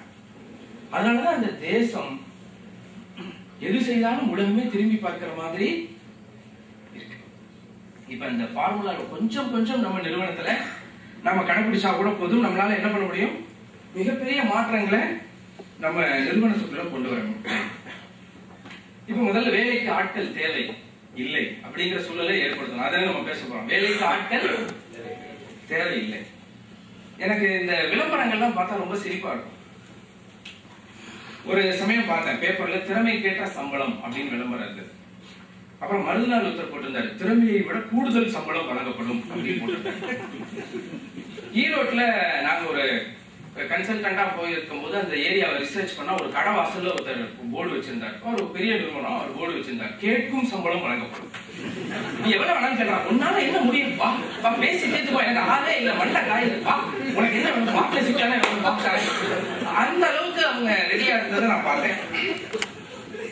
அப்புறம் பாருங்க ஒருத்தர் பேப்பர் கொடுத்திருந்தாரு. எனக்கு தெரிஞ்சு தமிழ்நாட்டுல இருந்த எல்லா எம்டியும் அந்த பேப்பர் அட்வர்டைஸ்மெண்ட்டை பார்த்த அன்னைக்கு கால்குலேட்டரும் கையுமா உட்கார்ந்துருந்தாங்க. தமிழ்நாடு முழுக்க இருந்து எனக்கு போன் வந்துச்சு. அவர் போட்டிருந்தாரு 24 நாள் வேலை பார்க்க, 23 நாள் வேலை பார்த்தால் 30 நாளைக்கு சம்பளம். நான் கூட பார்த்தேன் 7 நாள் வேலை பார்த்தாலே 30 நாள் சம்பளம் கொடுக்க போற சூழல்லாம் வரப்போகுது. நாங்க ஒரு ஹோட்டலுக்கு ப்ரோக்ராமுக்கு போயிருந்தோம். அப்ப அந்த எம்டிட்ட பர்சனலா பேசிட்டு இருக்கும் போது சொன்னேன், பாருங்க சார், கூடிய சீக்கிரத்துல நீங்க மெனு கார்டு கொடுக்கும் போது அதுல ஒரு ரிக்வெஸ்டேஷன் ஸ்லிப் வைக்கிற மாதிரி இருக்கும். இங்க பாருங்க அன்பார்ந்த வாடிக்கையாளர்களே, எங்க சர்வர் தண்ணி கொண்டு வந்து வைக்கும் போதுதான் வைப்பாரு, வச்சா புடிங்க, இல்லைன்னா அமைதியா இருங்க, அனாவசியமா அவர்கிட்ட சண்டை போட்டு ஏன் வியாபாரத்தை கெடுக்க, இங்க இப்படிதான் முடிஞ்சா சாப்பிடுங்க, இல்ல பக்கத்து ஹோட்டலுக்கு போயிருங்க, இப்படின்னு ஒரு வேண்டுகோள் வச்சுதான் ஹோட்டலே நடத்த முடியும் போல இருக்கு இல்லையா? அப்ப இந்த சூழல்ல நாம என்ன பண்ணுவோம்? முன்னாடி மக்கள் வந்து யோசிச்சாங்க. நானே இந்த மாதிரியான வார்த்தைகளை கேள்விப்பட்டிருக்கேன். நான் ஒரு 8 வருஷத்துக்கு முன்னாடி, 10 வருஷமா பயிற்சி துறையில இருக்கேன். ஒரு 8 வருஷத்துக்கு முன்னாடி ஏதாவது ஒரு நிறுவனத்துல போய் அந்த இன்டர்வியூ சம்பந்தமாவோ ஸ்டாஃபை செலக்ட் பண்ணி நாங்க தரோம்னு பேசினாலோ சிரிச்சுக்கிட்டே அந்த எம்டி என்ன சொல்லுவாருன்னா, கூரை மேல சோத்த வச்சா 1000 காக்கா, கூரை மேல சோத்த வச்சா 1000 காக்கா, இதுக்கு எதுக்கு நீ ஒரு ஆள் தனியா? எனக்கு நான் நிறைய யோசிச்சதுக்கு அப்புறம் தான் எனக்கு புரிஞ்சது, ஓ அவர் அவள் அந்த அளவுக்கு உருண்டை வச்சிருக்காரு போல இருக்கு, எடுத்து வச்சு எல்லா கக்கையும் பிடிச்சிருவார் போல இருக்கு அப்படின்னு. அப்படி சொன்ன சில பேர் இப்ப எங்களை கூப்பிட்டு சொல்றாங்க, எப்படியா ஒரு 10 பேர் மட்டும் இருந்தா நான் மேனேஜ் பண்ணிக்குவேன், இந்த இடத்துக்கு எனக்கு ஒரு பெரிய எப்ப ஆர்டர் கையில இருக்கு, முடிக்க முடியல, பெரிய ப்ரெஷரா இருக்கு, எனக்கு லாபம் கூட வேண்டாம், முதல்ல தொழில பேரை காப்பாத்திக்கணும், எனக்கு ஒரு 10 பேர் இருந்தா போதும், எப்படியாவது எனக்கு கொஞ்சம் உதவி செய்யுங்க அப்படின்னு சொல்லி கேட்கிறாங்க. இன்னைக்கு என்னன்னா சொத்துல பங்கு கொடுத்தா கூட யாரும் வந்து ஒர்க் பண்றதுக்கு தயாரா இல்லையோங்கிற மாதிரி என்னுடைய நண்பர் ஒருத்தர் எனக்கு இதை அனுப்பிச்சிருந்தார். இதை படிக்கும் போது எனக்கு கொஞ்சம் உண்மையிலே அதிர்ச்சியா இருந்தது. I work for money and appreciation. If you want loyalty, hire a dog. நான் இங்க பணத்துக்காகவும் பாராட்டுக்காகவும் தான் வந்திருக்கேன், உனக்கு விசுவாசம் தான் வேணும்னா நாயை வாங்கி வச்சுட்டேன். அப்ப இது வந்து இன்றைய தலைமுறை பணியாளர்களின் மனநிலையை பிரதிபலித்தது. கரெக்டா? இன்னைக்கு வேலை பார்க்கறவன் தெளிவா இருக்கான், என்கிட்ட லாயல்ட்டி எல்லாம் எதிர்பார்க்காத, நான் அதுக்காக எல்லாம் இங்கே வரல, இன்னைக்கு நான் வேலை பார்க்கறேன், நீ அதுக்கு எனக்கு பணம் கொடுக்குறேன், நான் வேலை பார்க்கறதுக்கு தகுந்த மாதிரி பணம் கொடு, பாராட்டு. ஏன் அப்படின்னு சொன்னா இவங்களுக்குள்ள ஒரு நல்ல ஸ்ட்ராங் நெட்வொர்க் இருக்கு. தமிழ்நாடு முழுக்க எந்தெந்த நிறுவனத்துல என்ன மாதிரி சம்பளம் கொடுக்குறாங்க, என்ன மாதிரி சலுகைகள் கொடுக்குறாங்க, எல்லாமே அவனுக்கு கத்துப்படி. இன்டர்வியூ அப்படின்னு சொன்னா யார் கேள்வி கேட்பா, யார் பதில் சொல்லுவா? ப்ளீஸ் கண் கலங்காங்க. நோ முடியல சார், இன்னும் எவ்வளவோ பார்க்க வேண்டியது. இன்டர்வியூனா யார் கேள்வி கேட்பா, யார் பதில் சொல்லுவா? சில நேரங்கள்ல எனக்கே குழப்பமா இருக்கும், நாம இன்டர்வியூ பண்ணிட்டு இருப்போமா இல்ல நம்மள அவர் இன்டர்வியூ பண்ணிட்டு இருக்காரா? நீங்க எத்தனை நாள் லீவ் கொடுப்பீங்க? இஎஸ்ஐ பிஎஃப்லாம் உண்டா? சப்போஸ் சண்டே நீங்க சேலரி கொடுக்குற அன்னைக்கு என்னால வர முடியல அப்படின்னா அந்த பணத்தை வீட்டுல கொண்டு கொடுப்பீங்களா, வச்சிருக்கீங்களா? இப்படியே ஆரம்பிச்சு கேள்வி கேட்க நமக்கு வந்து அவரை கேள்வி கேட்காம சரிப்பா நீ என்ன சொன்னாலும் சேர்த்து நீ வந்துரு அப்படிங்கிற மாதிரியான ஒரு சூழல் இருக்கு இல்லையா? இதுக்கு சில இடங்கள்ல நாமும் இந்த மாதிரியான ஒரு சூழல்ல நம்ம சைடு நாமளும் ஒரு தப்பு பண்ணிடுறோம். இவனே இப்படி இருக்கானே, யாரு ஒண்ணும் தெரியாம, அதாவது தொழில் சார்ந்த அனுபவங்களோ தொழில் சார்ந்த திறமையோ ஒண்ணுமே இல்லாம வரவனே இவ்வளவு கேள்வி கேட்கிறானே, கொஞ்சம் திறமசாலியா இருந்தா அவன் எவ்வளவு கேள்வி கேட்பான்னு நாம முடிவு பண்ணி ஒரு பாலிசி, சார் சொல்றாரு பாலிசி எல்லாம் இல்ல, பாலிசி இல்ல, அவன் தெரியாம சொல்றாரு, முதல்ல ஒரு பாலிசி டிசிஷன் எடுத்துறோம். இன்னும் திறமையான ஒரு வேலை உள்ள விட்டுறக்கூடாது. அந்த பாலிசியில எல்லாருமே எடுத்துடுறாங்க. நான் ஒரு 5-6 வருஷமா நான் போற எல்லா நிறுவனங்கள்லயும் பாக்குறேன், ஒருத்தர் ரொம்ப திறமையா இருந்தா அந்த மேனேஜ்மெண்ட் அவனை பார்த்து பயப்படுது. திறமையான ஆளை வச்சு நிர்வாகம் பண்றதுக்கு அவங்களுக்கு வழி தெரியல. நான் எல்லா நிறுவனங்களையும் பாக்குறேன். நான் ஒரு பெரிய நிறுவனத்துக்கு ஒர்க் பண்ணும்போது நான் அவங்களுக்காக எல்லா செட்டப்பும் ஹையர் பண்ணி கொடுத்தேன். அவங்க நான் கரெக்டா நான் ப்ராஜெக்ட் முடிச்சுட்டு வந்தவொடனே எல்லாத்தையும் கேன்சல் பண்ணி திரும்ப பழைய செட்டப்புக்கே போயிட்டாங்க. ஒரே காரணம், அவங்களால மேனேஜ் பண்ண முடியல. யார் எம்டின்னு தெரியல சார். அவங்க வந்து என்கிட்ட ஆர்கியூ பண்ணும்போது யார் எம்டின்னு தெரியல. இத்தனை நாள் அவங்க எப்படி பழகிட்டாங்க? எஸ் பாஸ், ஓகே பாஸ், தூக்கிடுவோம் பாஸ், போட்டுருவோம் பாஸ் அப்படின்னு அடியாட்கள் ரேஞ்சிலே பார்த்துட்டு கூட வந்து சார் நம்ம இன்னைக்கு இதை இப்படி செஞ்சா நல்லா இருக்கும் அப்படின்னு சொன்னா அவங்களால என்ன பண்ணிக்க முடியல, ஜீரணிக்க முடியல. ஒரு எம்டி என்கிட்ட பேசிட்டு இருக்கும் போது சொன்னாரு, வேற ஒருத்தர் சொன்னது எனக்கு ரிஃப்ளெக்ட் ஆகி வந்துச்சு. அவர் வந்து அவருடைய இன்னொரு பிரான்ச் பாக்குறதுக்காக போறாரு, அவருடைய இன்னொரு ஷோரூம் பாக்குறதுக்காக போறாரு. அப்ப அவருடைய எக்ஸிஸ்டிங் ஷோரூம்ல ஒர்க் பண்ற ஒரு ஸ்டாஃப் அவரும் கூட போலான்னு ஐடியால இருக்க. இந்த எம்டியோட போனா அந்த புது ஷோரூம் எப்படி இருக்கு, ரெடியா இருக்குன்னு பார்த்துட்டு வரலாமே அப்படிங்கிற ஒரு ஆர்வத்தோட போறாரு. எம்டி கூட்டிட்டு போல. அத இன்னொருத்தர் ஷேர் பண்ணும்போது சொல்றாரு, அவரை நான் என் வண்டியில ஏத்திட்டு போறதா. என்ன நினைப்பு பாருங்க. அப்படி அதாவது ஒரு பணியாளரை தன் வண்டியில வச்சு கூட்டிட்டு போற அளவுக்கு அவன் தகுதியற்றவன்கிற மனோநிலை ஒரு துளியேனும் நமக்குள்ளும் இருக்கிறது. பர்சன்டேஜ் வேணா மாறலாம். நீங்க 100% அவன் அப்படி நினைக்காம இருக்கலாம். ஆனா 1% நீங்க அப்படி நினைக்கிறீங்க பாருங்க. இந்த சூழலை மாற்றுவதற்காக தான் இந்த விஷயம் இவ்வளவு சிக்கலாகி இருக்கு. இப்பதானே நம்ம யோசிக்கிறோம். எப்ப யோசிச்சோம் அவனை பத்தி? நான் அந்த நிறுவனத்துல வேலை பார்க்கும் போது அந்த கன்சல்டன்ட் கொடுக்கும் போது அந்த நான் எம்டிட்ட சொன்னேன், உங்க வண்டியில நீங்க கழுதைய பூட்டணும்னு முடிவு பண்ணிட்டீங்க. ரொம்ப கம்ஃபர்டபுளா நீங்க உங்க ஜேர்னியை அமைச்சுக்கலாம். ஆனா ஒரு நாளும் போய் சேர வேண்டிய இடத்தை நோக்கி நீங்க திங்க் பண்ணவே முடியாது. கழுதைய நகர்த்துறதுலயே நீங்க யோசிச்சுட்டு இருக்கலாம். வண்டியில குதிரையை பூட்டினா கஷ்டம்தான், அது அடங்காது. அதை அடக்கிறதுக்கு ஒரு வித்தை தெரியணும், கஷ்டம்தான், ஆனா கத்துக்கலாம். ஆனா வண்டியில குதிரையை பூட்டிட்டோம்னு சொன்னா போக வேண்டிய இடத்தை மட்டும் யோசிச்சா போதும், குதிரை ஓடுறத பத்தி நம்ம யோசிக்க வேண்டியது இல்லை. இப்ப நாம எல்லாம் கேள்வி கேட்டுக்கணும், கழுதையை பிடிக்கிறதுக்கே நம்ம கஷ்டப்பட்டு இருக்கோமா, இல்ல குதிரையை பிடிக்கிறதுக்கு கஷ்டப்பட்டு இருக்கோம்?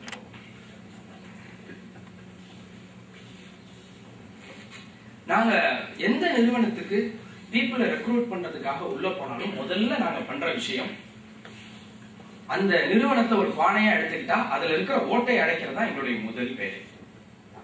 எங்களை வந்து ஒரு நிறுவனம் கூப்பிட்டு எங்ககிட்ட இப்போ 400 பீப்புள் இருக்காங்க, எங்களுக்கு அது 800 வேணும், இல்ல 1000 இருக்காங்க, எங்களுக்கு அது 2000 வேணும், என்ன கேட்டாலும் நாங்க அதை கமிட் பண்ணிடுவோம். எங்களுக்கு ஒரு டைம் வச்சுப்போம், அந்த டயத்துல கமிட் பண்ணுவோம். ஃபர்ஸ்ட் நாங்க முதல்ல என்ன பண்ணுவோம்னா அந்த நிறுவனத்துல இருக்கிற ஓட்டை அடைப்போம். நாம எவ்வளவு சேர்த்தாலும் அந்த ஒர்க் பிளேஸ்ல அவர் கூட ஒர்க் பண்றாரு பாருங்க, அவர் சொல்றதுதான் அவன் மனசுல நல்லா புரியும். இங்கேண்டா வந்து சேர்ந்தேன், பக்கத்துல வந்து நின்ற உடனே கேட்பான், இங்க ஏண்டா வந்து சேர்ந்த, அவனுக்கு யோசிக்கவே தெரியாது. அவன் மனசுல அப்பவே என்ன ஆயிரும், அந்த நெகட்டிவ் பிம்பம் விழுந்துரும். அப்ப நாங்க போனோம்னா முதல்ல ஒரு நிறுவனத்துல என்ன பண்றோம் அப்படின்னு சொன்னா, நெக்ஸ்ட் போனோம்னா என்ன பண்றோம் அப்படின்னு சொன்னா, அங்க இருக்கிற ஒர்க்கர்ஸ், எம்ப்ளாயி எல்லாரையும் கேட்டகரைஸ் பண்ண, ஸ்கில், இன்ட்ரெஸ்ட் இந்த 2 அடிப்படையா வச்சு அவங்கள 4 கேட்டகரியில பிரிச்சோம். நாங்க உள்ள எடுத்து காலடி எடுத்து வச்சோம்னா பண்ற முதல் வேலை அவங்களுடைய இன்ட்ரெஸ்ட், அவங்களுடைய ஸ்கில், இது 2ஐயும் வச்சு ஸ்டாஃப் இந்த 4 குவாட்ரண்ட்குள்ள கொண்டு வந்துறோம். ஃபர்ஸ்ட் பாக்ஸ்ல எஸ் இருக்கு, அவருக்கு இன்ட்ரெஸ்டும் இருக்கு, ஸ்கில்லும் இருக்கு. அப்படி இருக்கிறவங்க அந்த ஃபர்ஸ்ட் குவாட்ரண்ட்ல வந்துருவாங்க. ரெண்டாவது குவாட்ரண்ட்ல பாருங்க, அவருக்கு ஸ்கில் இருக்கு, இன்ட்ரெஸ்ட் இல்ல. இந்த தேர்ட் குவாட்ரண்ட், அதாவது செகண்ட் லைன்ல ஃபர்ஸ்ட் இருக்கு பாருங்க, அதுல அவருக்கு ஸ்கில் இல்ல ஆனா இன்ட்ரெஸ்ட் இருக்கு. இந்த ஃபோர்த் குவாட்ரண்ட்ல இருக்காரு பாருங்க, அவருக்கு ஸ்கில்லும் இல்ல, இன்ட்ரெஸ்டும் இல்ல. இந்த ஃபோர்த் குவாட்ரண்ட்ல உங்க கம்பெனில ஒரு ஆள் இருந்தா கூட உங்க கம்பெனியை நீங்க இம்ப்ரூவ் பண்றது கஷ்டம் தான். அதுக்காக அவர் துரத்துங்க நான் சொல்ல, அவர் அட்லீஸ்ட் ஒரு ஸ்டெப்பாவது லிஃப்ட் பண்ண முடியுமான்னு பாருங்க. இந்த தேர்ட் குவாட்ரண்ட்ல இருக்கிறவர் யாருன்னா மேபி ஃப்ரெஷர், அவருக்கு இன்ட்ரெஸ்ட் இருக்கு, ஸ்கில் இல்ல, அது தாராளமா டெவலப் பண்ணிக்கலாம். மேல இருக்கிறவருக்கு ஸ்கில் இருக்கு, இன்ட்ரெஸ்ட் இல்ல, அவருக்கு ஒண்ணும் பண்ண வேணாம், கவுன்சிலிங் பண்ணா போதும். அவர் கூட பேசினீங்கன்னா போதும், அவர் மனசை திறந்து காமிச்சுடுவார். எல்லாரையும் எம்டி கூட்டு பேசுறாரு, என்ன கூட கூட்டு பேசுறதே இல்லை. நேத்துக்கு எனக்கு பின்னாடி வந்தவன மேனேஜர்னு சொல்லிட்டாங்க, என்ன வந்து மதிக்கல. எப்படி 1000 காரணம், ஏதோ ஒரு சின்ன விஷயம். நீங்க நல்லா தெரிஞ்சுக்கணும், இந்த பாட்டில எப்படி ஹேண்டில் பண்றது. இந்த பாட்டில போட்டா என்ன ஆகும்? என்னங்க ஆகும்? சவுண்ட் கேட்கும். இப்படி போட்டா பாருங்க, இந்த ஒரு பிளாஸ்டிக்கை ஹேண்டில் பண்றதுக்கு இவ்வளவு விஷயம் இருக்குன்னா, மனித மனங்களை ஹேண்டில் பண்றதுக்கு எவ்வளவு விஷயம் இருக்க முடியும். சோ இதை நம்ம ப்ராசஸ் பண்ற இடம் தான் இந்த சார்ட். சோ இந்த செகண்ட் குவாட்ரண்ட்ல இருக்கிறவங்க உங்களுடைய ப்ரீவியஸ் எம்ப்ளாயி, உங்களுடைய எக்ஸ்பீரியன்ஸ் ஸ்டாஃப். அவங்களுக்கு நல்ல திறன்கள் இருக்கு, ஸ்கில் இருக்கு. Work skill. நிறைய நிறுவனங்களுடைய நிர்வாக இயக்குநர்கள், நான் சொல்றதுன்னா ஒரு மிடில் செக்மெண்ட் வச்சுக்கங்களேன், கடை பூட்டுற சாவியை அவங்க தான் எடுத்துட்டு போவாங்க. கடை சாவியை அவங்க தான் கொண்டு போயிட்டு வருவாங்க, அவங்க தான் கொண்டு வருவாங்க. இதுக்காக ஃபங்க்ஷனுக்கே போக மாட்டாங்க, கல்லால அவங்க தான் உட்காருவாங்க. அந்த ஒரு எனக்கு தெரிஞ்ச நிறைய சிறு வியாபாரிகளுக்கு இந்த கிட்னி பிரச்சனை இருக்கும். சிரிக்கிறவங்களும் நீங்க தப்பா நினைக்காதீங்க, அவங்களுக்கு எல்லாம் அப்படி இல்லை, அவங்க மத்ததை நினைச்சு சிரிக்கிறாங்க. நான் அவங்கள்ட்ட எல்லாம் கேட்பேன், நீங்க தினக்கூலியா, டெய்லி வேஜஸா, இல்ல ஓனரா? நாம இருந்தாதான் இன்னைக்கு கம்பெனி நடக்குங்கிற சூழல்ல நம்ம கம்பெனியை வச்சிருந்தோம்னு சொன்னா நாம எல்லாம் டெய்லி வேஜஸ். நாம இருந்தாதான் இன்னைக்கு நம்ம கம்பெனி ரன் ஆகுங்கிற சூழல்ல இருந்தா நாம எல்லாம் டெய்லி வேஜஸ். நாம இல்லைனாலும் நம்ம கம்பெனி தானா நடந்ததுன்னு சொன்னாதான் நமக்கு ஓனராகவே மாறும். நான் சொல்றது ஓனர், அப்புறம் இன்னும் அடுத்தடுத்த ஸ்டேஜ் மேனேஜிங் டைரக்டர், சிஇஓ, அந்த ஸ்டேஜ்ல அடுத்து. அப்ப இந்த 4 குவாட்ரண்ட் பிரிக்கிறதுலே நம்மளுடைய வேலை பாதி முடிஞ்சிடும். அப்புறம் இந்த 4th குவாட்ரண்ட்ல இருக்கிறவங்க எந்த அளவுக்கு நம்ம லிஃப்ட் பண்றோங்கிறத பொறுத்து நம்மளுடைய சக்சஸ் இருக்கு. நாங்க போனோம்னா சரி அடுத்த வேலை என்ன அப்படின்னா ஜாப் சாட்டிஸ்பாக்சன் ஸ்டடி எடுக்கிறோம். இந்த ஸ்டைல் ஓகேயா? இந்த ஸ்டைல் ஓகேயா? ஓகே. இந்த ஜாப் சாட்டிஸ்பாக்சன் ஸ்டடி எடுத்தோம். அதை படிச்சுட்டு அவங்க எம்டி ரொம்ப ஷாக்கா ஃபீல் பண்ணாரு. ஏன்னா ஜாப் செக்யூரிட்டி நீங்க எவ்வளவு ஃபீல் பண்றீங்கன்னு ஒரு क्वेश्चन கேட்டிருந்தோம். இந்த நிறுவனத்துல உங்களுக்கு ஜாப் செக்யூரிட்டி எப்படி இருக்கு? ஒரு கவர்மெண்ட் வேலையில இருக்கோம்னா அந்த பர்சனுக்கு ஜாப் செக்யூரிட்டி எப்படி சார் இருக்கும்? பர்சன்டேஜ்ல சொன்னா எவ்வளவு? 100% இல்லையா? இதே அமெரிக்கால ஒரு கம்பெனில ஒர்க் பண்றவருக்கு ஜாப் செக்யூரிட்டி எப்படி இருக்கும்? 0%. நாங்க என்ன பண்ணிருந்தோம், அந்த கம்பெனில வந்து scale கொடுத்திருந்தோம். 0 to 25, 25 to 50, 50 to 75, 75 to 100. நானே 3rd and 4th குவாட்ரண்ட்ல தான் நிறைய ஆன்சர்ஸ் வரும்னு பார்த்தேன். We get shocked. ஏன்னா 50%க்கு கம்மியா தான் போட்டுருந்தாங்க. எங்களுக்கு ரொம்ப ஆச்சரியம். அந்த எம்டி என்கிட்ட என்ன கேள்வி கேட்டாங்கன்னா, சார் இதுவரை நான் என்னுடைய நிறுவனத்துல ஒரு ஸ்டாஃபை கூட வேலையை விட்டு நிப்பாட்டினது இல்லை, ஒரு ஆளை கூட சிங்கிள் பர்சனை கூட நிப்பாட்டினது இல்லை. என்னுடைய நம்பிக்கையே என்னன்னா ஃபிட்டா சில பேர் இருப்பாங்க, மிஸ்ஃபிட்டா சில பேர் இருப்பாங்க, இந்த சூழலுக்கு பொருந்தாம இருப்பாங்க. அன்பிட்னு இந்த உலகத்துல ஒத்தரமே இருக்க முடியாதுன்னு நான் நம்புறேன். என்னுடைய நிறுவனத்துல ஒரு ஆளை கூட நான் வேலையை விட்டு நிப்பாட்டினது இல்லை. அப்படி இருக்கும்போது என்னுடைய ஸ்டாஃப் ஜாப் செக்யூரிட்டி லெவல் 50ன்னு சொல்லியிருக்காங்களே எப்படின்னு கேட்டேன். நாங்க இன்னும் கொஞ்சம் டீப்பா போய் ஸ்கேன் பண்ணும்போது ஒரு விஷயம் தெரிஞ்சுக்கிட்டோம். அங்க அந்த நிறுவனத்துல இருக்கிற சூப்பர்வைசர்ஸ்லாம் ரெகுலரா டெய்லி யூஸ் பண்ற வார்த்தை இஷ்டம்னா வேலையில இருக்கு, இல்லைன்னா கிளம்பி போயிட்டே இருக்கு. இஷ்டம்னா வேலையில இருக்கு, கிளம்பி போயிட்டே இருக்கு. இவர் இப்படி எல்லாம் பண்ணிட்டு இருந்தா நாளைக்கு நீ வேலையில இருக்க மாட்டேன் பாத்துக்க. ரொம்ப சர்வசாதாரணமா எல்லாரும் யூஸ் பண்றாங்க. இப்படி ஒரு விஷயம் நடந்துட்டு இருக்குங்கிறது எம்டிக்கு தெரியும். ஆனா இந்த அளவுக்கு தாக்கத்தை ஏற்படுத்தி இருக்குங்கிறது அவங்க உணரல. ஏன்னா எல்லா நிறுவனங்கள்லயும் இந்த அப்லைன் கம்யூனிகேஷன்ங்கிறதே இருக்காது, டவுன்லைன் கம்யூனிகேஷன் இருக்கும். ஒரு எம்டி என்ன நினைக்கிறாரோ அது அடுத்த நிமிஷம் மேனேஜருக்கு தெரிஞ்சிடும். இது டவுன்லைன் கம்யூனிகேஷன். மேனேஜர் என்ன சொல்ல நினைக்கிறாரோ அது அடுத்த நிமிஷம் சூப்பர்வைசருக்கு தெரிஞ்சிடும். சூப்பர்வைசர் என்ன சொல்ல நினைக்கிறாரோ அடுத்த நிமிஷம் அது யாருக்கு போய் சேர்ந்துரும்? யாருக்கு போய் சேர்ந்துரும்? ஸ்டாஃப்க்கு போய் சேர்ந்துரும், ஒர்க்கர்ஸ்க்கு போய் சேர்ந்துரும், லேபர்ஸ்க்கு போய் சேர்ந்துரும். ஆனா இந்த லேபர் லெவல்ல, ஒர்க்கர்ஸ் லெவல்ல, ஸ்டாஃப் லெவல்ல என்ன நினைக்கிறாங்கிறது இந்த மேனேஜ்மெண்ட்டுக்கு போய் சேரவே சேராது. சில பேர் அந்த புறத்திலேயே வாழ்வாங்க. அந்த புறம்னா கடைக்கு அந்த புறம். நீங்க வேற மாதிரி நினைச்சுக்காங்க, அவர் ஒரு மாதிரி யோசிக்கிறாங்க. அப்ப எந்த அளவுக்கு உங்களுக்கு உங்க கம்பெனில நீங்க டவுன்லைன் கம்யூனிகேஷனை ஸ்ட்ராங் பண்றீங்களோ அந்த அளவுக்கு சக்சஸ்ஃபுல்லா கம்பெனியை கொண்டு வர முடியும். உங்களுடைய கம்பெனில downline communication, sorry upline communication, sir எதா இருந்தாலும் பேசி தீர்த்துக்கலாம். உங்க கருத்து வேணும் எனக்கு.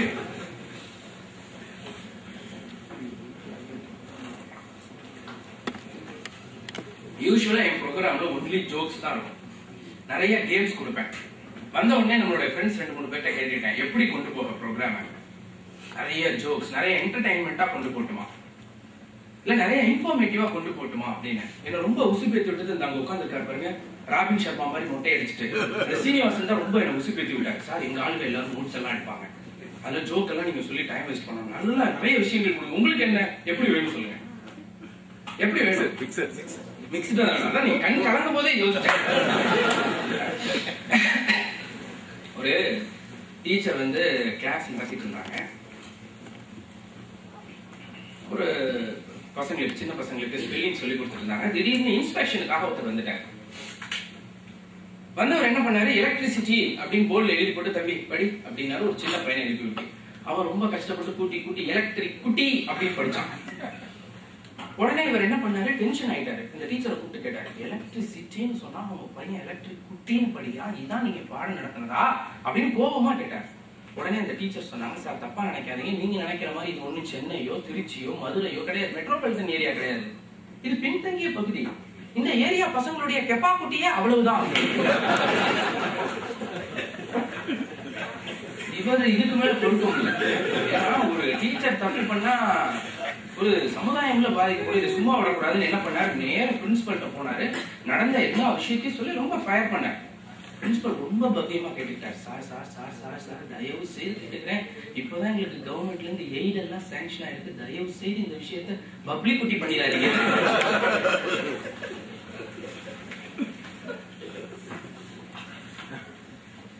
நண்பர்களே, பைபிளில் சொல்லப்பட்டதாக ஒரு வாசகத்தை நான் கேள்விப்பட்டேன். பைபிள்ல சொல்லப்பட்டதா என்னன்னு எனக்கு தெரியாது. ஆனா பைபிள்ல சொல்லப்பட்டதாக ஒரு வாசகம் நான் கேள்விப்பட்டேன். முதலாளிக்கு ஏற்ற மாதிரி தான் தொழிலாளிகள் அமைவார்கள். நீங்க எதை எழுதினாலும் எழுதலைனாலும் சரி, இந்த பாயிண்ட பேப்பர்ல எழுதாதீங்க. நீங்க பேப்பர்ல ஒரு பாயிண்ட எழுதுறீங்கன்னா என்ன அர்த்தம், அது இன்னும் உங்க மனசை தைக்கலன்னு அர்த்தம். மனசை தைக்காத விஷயத்த பேப்பர்ல எழுதி வச்சு என்ன பண்ண போறீங்க, பூஜையா பண்ண போறீங்க. பேப்பர்ல எழுதாதீங்க. நான் உங்க தப்பா சொல்லல. ஒரு பாயிண்ட் உங்களை என்ன பண்ணணும்னா ஒரு கேள்வி கேட்கணும். இந்த ஒரு லைனை படிச்ச உடனே அந்த புக்கை மூடி வச்சுட்டு அன்னைக்கு நாள் முழுக்க நான் யோசிச்சேன். இந்த ஒரு லைனை மட்டும் படிச்சுட்டு அந்த ஒரு நாள் முழுக்க நான் யோசிச்சேன். ஒவ்வொரு நிறுவனத்தையும் என் மைண்ட்ல கொண்டு வந்தேன். கடைசியா ஏன் நிறுவனத்தை நான் மைண்ட்ல கொண்டு வந்தேன். ஏன் ஸ்டாஃப் எல்லாம் எப்படி இருக்காங்க, முதலாளிக்கு ஏற்ற மாதிரி தான் தொழிலாளிகள் அமைவார்கள். அன்னிலிருந்து நான் ஏன் ஆட்டிடியூட நான் மாத்திக்க ஆரம்பிச்சேன், என்னுடைய ஸ்டாஃப் ஸ்டாண்டர்ட் இம்ப்ரூவ் ஆறத நான் கண்டுபிட பார்த்துட்டு.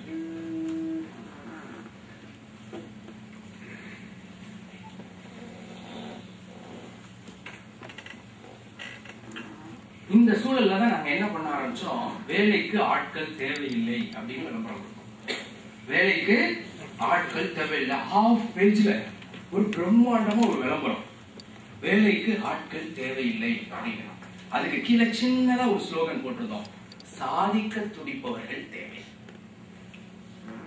வேலைக்கு போகணும்னு ஒருத்த வரல, எனக்கு அப்படிலாம் ஆளே வேணாம்ப்பா, எனக்கு வேலைக்கு வரவங்க வேலையே வேணாம், எவனுக்காக முன்னேறணும்னு ஆர்வம் தான் வா, இல்லைன்னா வராத அப்படின்னு நாங்க கொடுத்தோம். நாங்க எதிர்பார்க்காத அளவுக்கு சக்சஸ் ஆனிச்சு அந்த நிறுவனத்துக்கும் எனக்கும். ஏன்னா அந்த அட்வர்டைஸ்மெண்ட் பார்த்துட்டு தான் சக்தி மசாலால இருந்து சாந்தி துரைசாமி எனக்கு போன் பண்ணி பேசினாங்க. ரொம்ப கிரியேட்டிவா இருக்கு, ரொம்ப இன்னோவேட்டிவா இருக்கு. நாங்க பிக்ஸ் பண்ண டார்கெட் டேட்டை விட அட்வான்ஸாவே எல்லா வேகன்சிஸையும் ஃபில் பண்ணோம். இந்த ஒரு அட்வர்டைஸ்மெண்ட் அந்த ஊர்ல ஏற்படுத்தின தாக்கம். இன்னொரு நிறுவனத்துக்கு நாங்க கொஞ்சம் புதுமையான ஒரு முறையை கையாண்டோம். என்ன அப்படின்னா, எல்லாரும் கடை விளம்பரத்தை வீடியோவா எடுப்பாங்க இல்லையா, நாங்க என்ன பண்ணோம், வேலைக்கு ஆட்கள் தேவைங்கிறது ஒரு வித்தியாசமான வீடியோவா எடுத்தோம். அந்த வீடியோ பாக்குற எல்லாருமே அட்ராக்ட் ஆகிற மாதிரி எடுத்தோம். அதுக்கு முன்னாடி ஒரு பெரிய சர்வே பண்ணோம். நாங்க எந்த நிறுவனத்துக்காக அந்த வீடியோ எடுத்தோமோ அதுக்காக ஒரு பெரிய சர்வே எடுத்தோம்.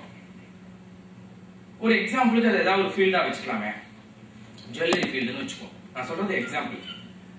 ஜுவல்லரி ஃபீல்டு அப்படின்னு சொன்னா அந்த ஃபீல்டுல இருக்கிற எல்லா சேல்ஸ் பீப்புளையும் ஏதோ ஒரு விதத்துல சந்திச்சு கேள்விகள் கேட்டோம். உனக்கு இந்த வேலையில பிடிச்சது என்ன, பிடிக்காதுன்னு, நீ என்ன எதிர்பார்க்கிற, எல்லா கேள்விகள்ல இருந்தும் எங்களுக்கு ஒரு பாயிண்ட் கிடைச்சது.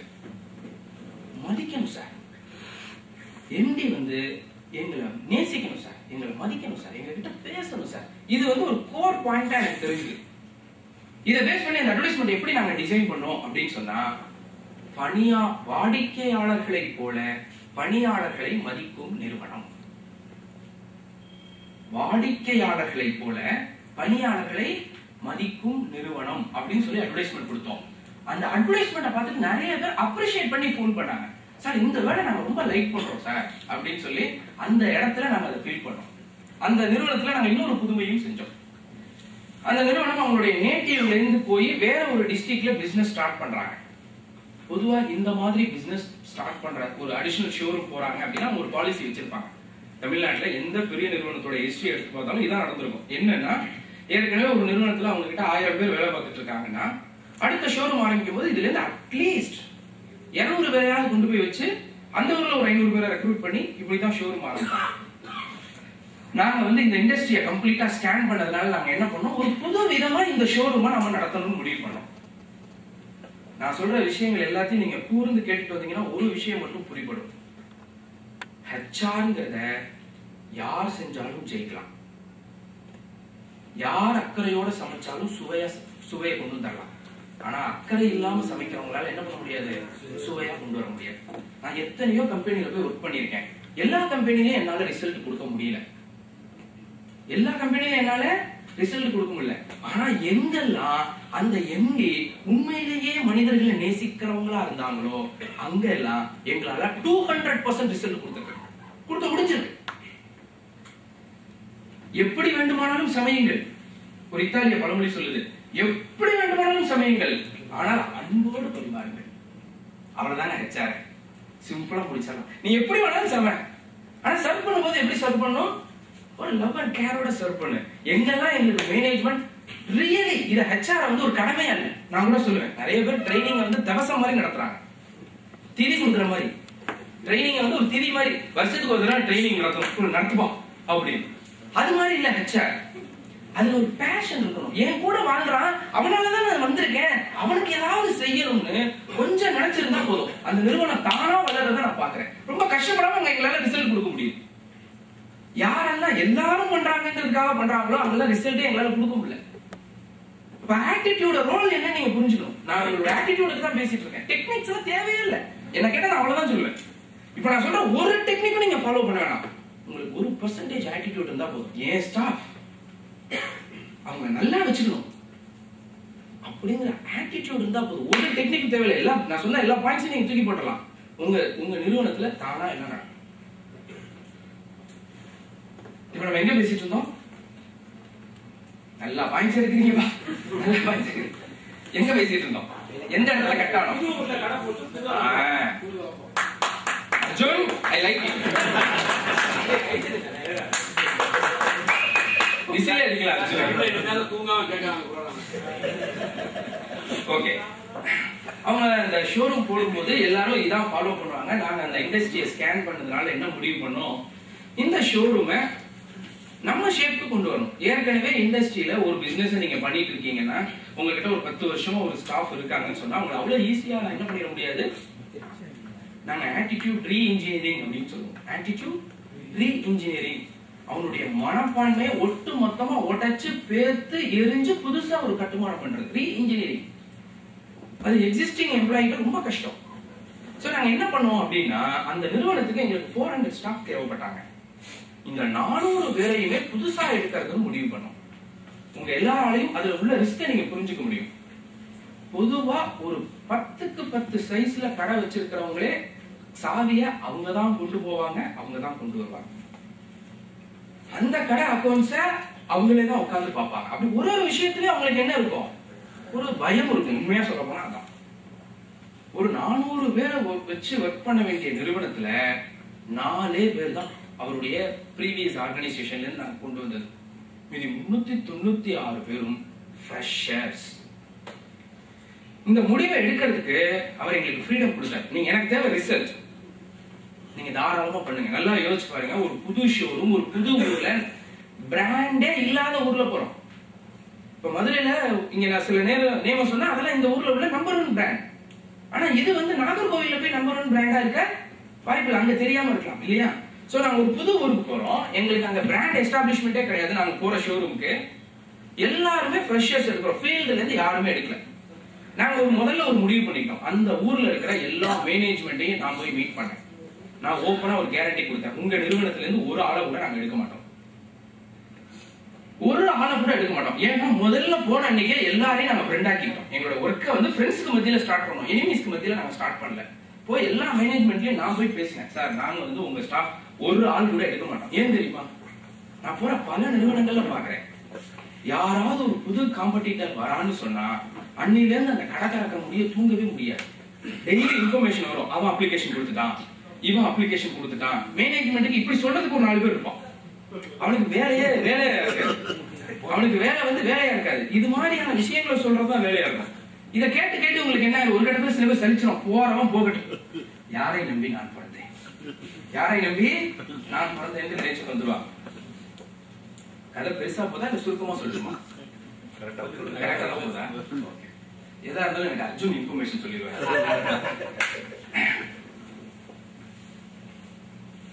முதல் நாள் நைட்டு ஷோரூம் நாளைக்கு ஓபன் பண்ண போறோம். முதல் நாள் நைட்டு ப்ராடக்ட்ஸ் எல்லாம் எடுத்து டிஸ்பிளே பண்றதுக்கு அடிக்கிட்டு இருக்கோம். அவரோட ஃப்ரெண்ட்ஸ் வந்தவங்க எல்லாம் பயமுறுத்திட்டாங்க. எனக்கு என்னமோ நம்ம ஷோரூமை சக்சஸ் பண்ண போறேன்னு தோணல. ஒரு பயலுக்கும் ஒண்ணும் தெரியல, ஒரு பயலுக்கும் ஒண்ணும் தெரியல. ஒரு ப்ராடக்ட கவுண்டர்ல எப்படி வைக்கணும்னு தெரியல. பிரைஸ் டாக் வெளியில தெரியற மாதிரி வைக்கணுங்கிற ஒரு அவேர்னஸ் கூட இல்ல. நீ எப்படி கடையை நடத்த போற? முதல் நாள் நைட்டு கேக்குறாங்க. உண்மையா சொல்ல போனா அன்னைக்கு எனக்குமே கொஞ்சம் பதட்டமா இருந்தது. நாளை காலையில ஷோரூம் ஓபன் பண்ண போறோம். நைட் ஒரு 3-4 மணி முடிய நாங்க 2 பேரும் பேசிட்டே இருக்கோம். அப்ப அவர் சொன்ன வார்த்தை நீங்க நல்லா கவனிச்சுக்கணும், யார் சக்சஸ் ஆறாங்கிறத நீங்க சரியா புரிஞ்சுக்கணும். அதர்வைஸ் நீங்க சக்சஸ் பண்றதுல ரொம்ப ஃபைட் பண்ற மாதிரி இருக்கும். அவர் சொன்னாரு, நான் ஷோரூம் 2 மாசம் தள்ளி ஓபன் பண்ணதான் மனசுல நினைச்சுக்கிறேன், நாம எடுத்த முடிவு சரிதான் சொன்னாரு. 2 மாசம் எனக்கு பிசினஸ் வேணாம், போயிட்டு போகுது. எனக்கு ஒரு புது ஆட்டிடியூட்ல என்னோட ஷோரூம் வேணும், புது ஆட்டிடியூட்ல எனக்கு ஷோரூம் வேணும். 2 மாசம் கழிச்சு ஓபன் பண்ணதான் நினைச்சுக்கிறேன், எனக்கு அதை பத்தி கவலை இல்லைன்னாரு. 2 மாசம் கழிச்சு நாங்க ஒரு ரிசல்ட் என்ஜாய் பண்ணோம். தீபாவளி டைம் 2 மாசம் இருக்கும், 3-4 மாசம் இருக்கும். அங்க அந்த ஷோரூம்ல நின்றுட்டு இருக்கோம். கஸ்டமர் என்ன பேசுறாங்க கடையை பத்தி அப்படின்னு கேட்டுட்டே இருக்கும். அது ஒரு சந்தோஷம் இருக்கும்ல. நம்ம உருவாக்கின குழந்தைய பத்தி யாராவது செல்லம் அப்படின்னு சொன்னா நமக்கு எப்படி இருக்கும்? நாங்க அப்படி நின்று கேட்டுட்டு இருக்கோம். ஒரு கஸ்டமர் சொன்னாரு, நான் இந்த நிறுவனத்துல இருக்கேன் வந்துரு அப்படின்னாரு. உங்களுக்கு தெரிஞ்ச பேர் ஏகே அமுல் சொன்னா, ஏகே அமுல் இருக்கேன் வந்துரு அப்படின்னு சொன்னா அந்த பிராண்ட் எஸ்டாப்ளிஷ் ஆகலைன்னா என்ன கேள்வி கேட்பாங்க? ஏகே அமுலா எங்க இருக்கு கேட்பாங்களா? ஒரு கஸ்டமர் கூட அப்படி எந்த செகண்ட் லைனும் கொடுக்கல. இந்த ஹோட்டலுக்கு எதிரில, இந்த ஸ்டாப்பிங்க்கு பக்கத்துல, இந்த புதுசா திறந்திருக்காங்கல்ல, ஒரு கஸ்டமர் கூட அந்த வார்த்தையை யூஸ் பண்ணல. அவ்வளவு பேரும் சொன்னது, நான் இந்த இடத்துல இருக்கேன் வந்துடுனா ஓகே, அவ்வளவுதான். போன் கட் ஆயிடுச்சு. நாங்க எல்லா ஃபீட்பேக்கையும் எடுத்து பார்த்தோம். ரெண்டு விஷயம் திரும்ப திரும்ப திரும்ப திரும்ப திரும்ப திரும்ப திரும்ப திரும்ப ரெஜிஸ்ட்ரேஷன் இருந்தது. என்ன அப்படின்னா, best collection, best service. Best collection, best service. அவங்க எம்டி கூப்பிட்டு சொன்னாரு, பெஸ்ட் கலெக்ஷன்ங்கிற கிரெடிட் எனக்கு, பெஸ்ட் சர்வீஸ்ங்கிற கிரெடிட் உங்களுக்கு அப்படின்னு. நான் அதுக்காக சொல்ல ப்ளீஸ் ப்ளீஸ் ப்ளீஸ். நான் சொன்னேன் 2 கிரெடிட்டும் உங்களுக்கு தான். தமிழ்நாட்டில் நான் 3 வருஷமா எத்தனையோ நிறுவனங்கள்ல போய் ஒர்க் பண்ணிருக்கேன். என்னால எங்கேயுமே ரிசல்ட் கொடுக்க முடியல. நீங்க நம்பினீங்க, நீங்க ஆசைப்பட்டீங்க, அதை நான் நடத்தி கொடுத்தேன். நண்பர்கள் நல்லா யோசிச்சு பாருங்க. இங்க ஒயரிங் வேலை நடந்திருக்கு. நான் தான் எலக்ட்ரீஷியன், நான் தான் இங்க லைட் போட்டேன், நான் தான் இங்க சுவிட்ச் வச்சேன், எல்லாம் வச்சேன். ஆனா வெளிச்சத்தை கொண்டு வந்தது நான் கிடையாது. நீங்க நல்லா புரிஞ்சுக்கணும். வெளிச்சத்தை கொண்டு வந்தது நான் கிடையாது. யாரு ஒயரிங் பண்ணாலும், யாரு லைட்டை பிக்ஸ் பண்ணாலும், சுவிட்ச் போட்டா எரியும். வெளிச்சத்தை நான் கொண்டு வந்தேன், வயரிங் தான் நான் பண்ணேன். வெளிச்சத்தை நீங்க தான் கொண்டு வர. புரியுதா? நான் சொல்றது புரியுதா? வெளிச்சம் உங்க மனசுல இருந்தா உங்க நிறுவனத்திலையும் இருக்கும். உங்க மனசுல இருக்கும் அந்த வெளிச்சம். நான் இப்படிதான் நடத்த போறேன், என் ஸ்டாஃப் இப்படிதான் இருப்பாங்க, என் பிசினஸ் இப்படிதான் இருக்கும். யாருக்கு அந்த மனசுல வெளிச்சம் இருக்கோ நிச்சயமா அந்த நிறுவனத்துல வெளிச்சம் இருக்கும். இன்னொரு நிறுவனத்துக்கு ஒரு புதுமை பண்ணோம். என்ன அப்படின்னா, ஒரு 3 இயர்ஸ் அவங்களுக்கு நாங்க கன்சல்டன்டா ஒர்க் பண்ணிட்டு இருக்கோம். 3 இயர்ஸ் அந்த நிறுவனத்துல என்னெல்லாம் பண்ணோமோ அது எல்லாத்தையும் ஒரு பிலிமா ஷூட் பண்ணோம்.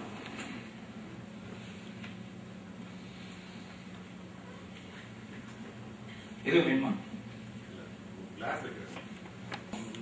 அந்த நிறுவனத்துல என்ன பண்ணோம் அப்படின்னு சொன்னா, அந்த நிறுவனத்துல 3 வருஷமா ஹெச்ஆர்ல நாங்க என்னெல்லாம் பண்ணோமோ அத்தனையும் நாங்க வீடியோ டாக்குமெண்ட் பண்ணியிருந்தோம். ஃபார் எக்ஸாம்பிள், ஸ்டாஃப்ஸுக்கு ஃபேமிலி மீட் நடத்தணும். ஒவ்வொரு ஃபேமிலியும் எம்டிக்கு தெரியும். ஒவ்வொரு ஃபேமிலியில இருக்கிற பிரச்சனை கூட எம்டிக்கு தெரியும். ஸ்டாஃபுடைய குழந்தைகளுக்கு நல்ல எதிர்காலம் அமைச்சு தரதா தான் இருக்கும். ஒரு கடைநிலை ஊழியருக்கு பங்களா கட்டணுங்கிறத விட, கார் வாங்கணுங்கிறத விட, உங்ககிட்ட ஒர்க் பண்ற ஒரு ஒர்க்கர் கேட்டகரிக்கு எது மனசுல பெரிய விஷயமா இருக்கும்னா, தன்னுடைய குழந்தைய நல்லா கொண்டு வந்துடணும். என்னோட கஷ்டம்னா என்னோட போகட்டும், என் பிள்ளையாவது நல்லா இருக்கும். இது கேட்டிருக்கீங்களா? எல்லாரும் கேட்டிருப்பீங்க. நாங்க கொஞ்சம் மனசால கேட்டோம், காதால கேட்கல. நாங்க அந்த விஷயத்தை என்ன பண்ணோம், எங்க மனசால கேட்டோம். என்ன பண்ணோம், ஸ்டாஃபோடைய குழந்தைகளுக்கு ஒரு மெமரி டெக்னிக்ஸ் ப்ரோக்ராம் ஆர்கனைஸ் பண்ணோம். அது நீங்க பாத்திருப்பீங்க இந்த ஃபர்ஸ்ட் இதுல. பெரிய இம்பாக்ட். ஒவ்வொரு ஸ்டாஃபும் மனசுக்கு நெருக்கமா உணர ஆரம்பிச்சாங்க. ஒவ்வொரு குழந்தையும் கூப்பிட்டு பேசணும். அடிக்கடி ஃபேமிலி டின்னர், கிரிக்கெட் மேட்ச் நடத்தணும். நீங்க நல்லா கவனிக்கணும். நான் எதுக்கு உங்களை எழுத வேண்டாம்னு சொன்னேன்னா, நீங்க எழுதுறதுனால ஒரு மாற்றமும் வராது. அதுக்காக நான் சொன்னேன், எழுதாதீங்கன்னு நான் சொன்னேன். ஏன் தெரியுமா? உணர்வு வந்துருச்சுன்னா நீங்க எதையும் அதே உணர்வோட செய்வீங்க. உணர்வு வராம நீங்க கிரிக்கெட் மேட்ச் நடத்தினா அது ஒரு இம்பாக்டே நடக்காது. நாங்க கிரிக்கெட் மேட்ச் நடத்தணும். எப்படி நடத்தணும் அப்படின்னு சொன்னா, அதான் நான் முதல்ல சொன்ன அதே பாயிண்ட் தான் திரும்ப சொல்றேன். எம்டியோட ஆட்டிடியூட் தான் பிசினஸ் உடைய சக்சஸ். எம்டியோட ஆட்டிடியூட் தான் பிசினஸ் உடைய சக்சஸ். நாமே வந்து சிம்பிளா சொன்ன ஒரு நாள், சார் ஏதாவது டிஃபரெண்டா பண்ணலாம், மேட்ச் வைப்போம், நம்ம first floor second floor, ground floor first floor, இப்படி ஒரு மேட்ச் வைப்போம் அப்படின்னு சொன்னேன். அடுத்து அவர் அதை டெவலப் பண்ணார். நல்ல கிரவுண்டா பாருங்க அப்படின்னா, அந்த ஊர்லயே பெரிய கிரவுண்டு பாடாதியா இருந்துச்சு. உடனே ஜேசிபி புல்டோசர் எல்லாம் வச்சு முதல்ல அந்த கிரவுண்டை நாங்க சுத்தப்படுத்தோம். ஒரு 2020 மேட்ச் நேஷனல் லெவல்ல எப்படி அந்த கிரவுண்டை ரெடி பண்ணுவோமோ அந்த மாதிரி கிரவுண்டை ரெடி பண்ணோம். கேமரா, நீங்க வந்து இப்ப சில பேர் கண்ணுல ஒரு கொலவெறி தெரியுது. ஏன்பா, நாங்க ராமநாயணன் பட்ஜெட்ல படம் எடுத்துக்கிட்டு இருந்தா நீ சங்கர் பட்ஜெட்ல கதை சொல்றியே, இது நியாயமா? அதாவது ஸ்ரீபிரியா பாருங்க, கமலஹாசனும் எஸ்.வி. சேகரும் ஃப்ரெண்ட்ஸா இருப்பாங்க, டிராமா போடுவாங்க. அது என்ன படம்? சிம்லா ஸ்பெஷல். அதுல அவங்க 2 பேருக்கும் ஸ்ரீபிரியா வந்து கதை சொல்ல வருவாங்க. கதை சொல்லும்போது இவங்க ஸ்டேஜ் டிராமா போடுறவங்க, அவங்க கிட்ட ஸ்ரீபிரியா வந்து கதை சொல்லுவாங்க. ஹார்பர்ல ஒரு பெரிய கப்பல் வந்து நிக்குது, அதுல இருந்து ஒரு 2000 பேர் இறங்குறாங்க அப்படிம்பாங்க. இதை ஸ்டேஜ்ல கொண்டு வர முடியுமா?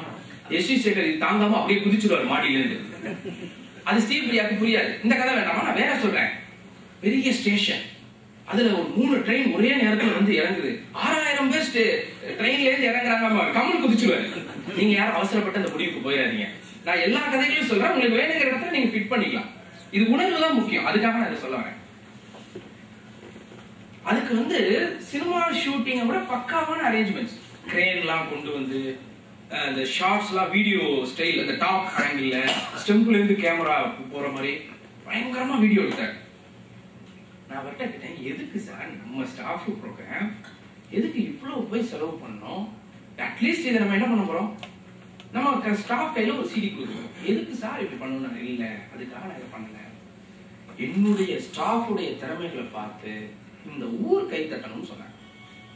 அதுக்காக என்ன செலவு பண்ணோம்னா, எல்லா கேபிள் டிவிலையும் ஒரு பர்டிகுலர் டைம் 2 hours எடுத்தீங்கன்னா லைவ் ரிலே.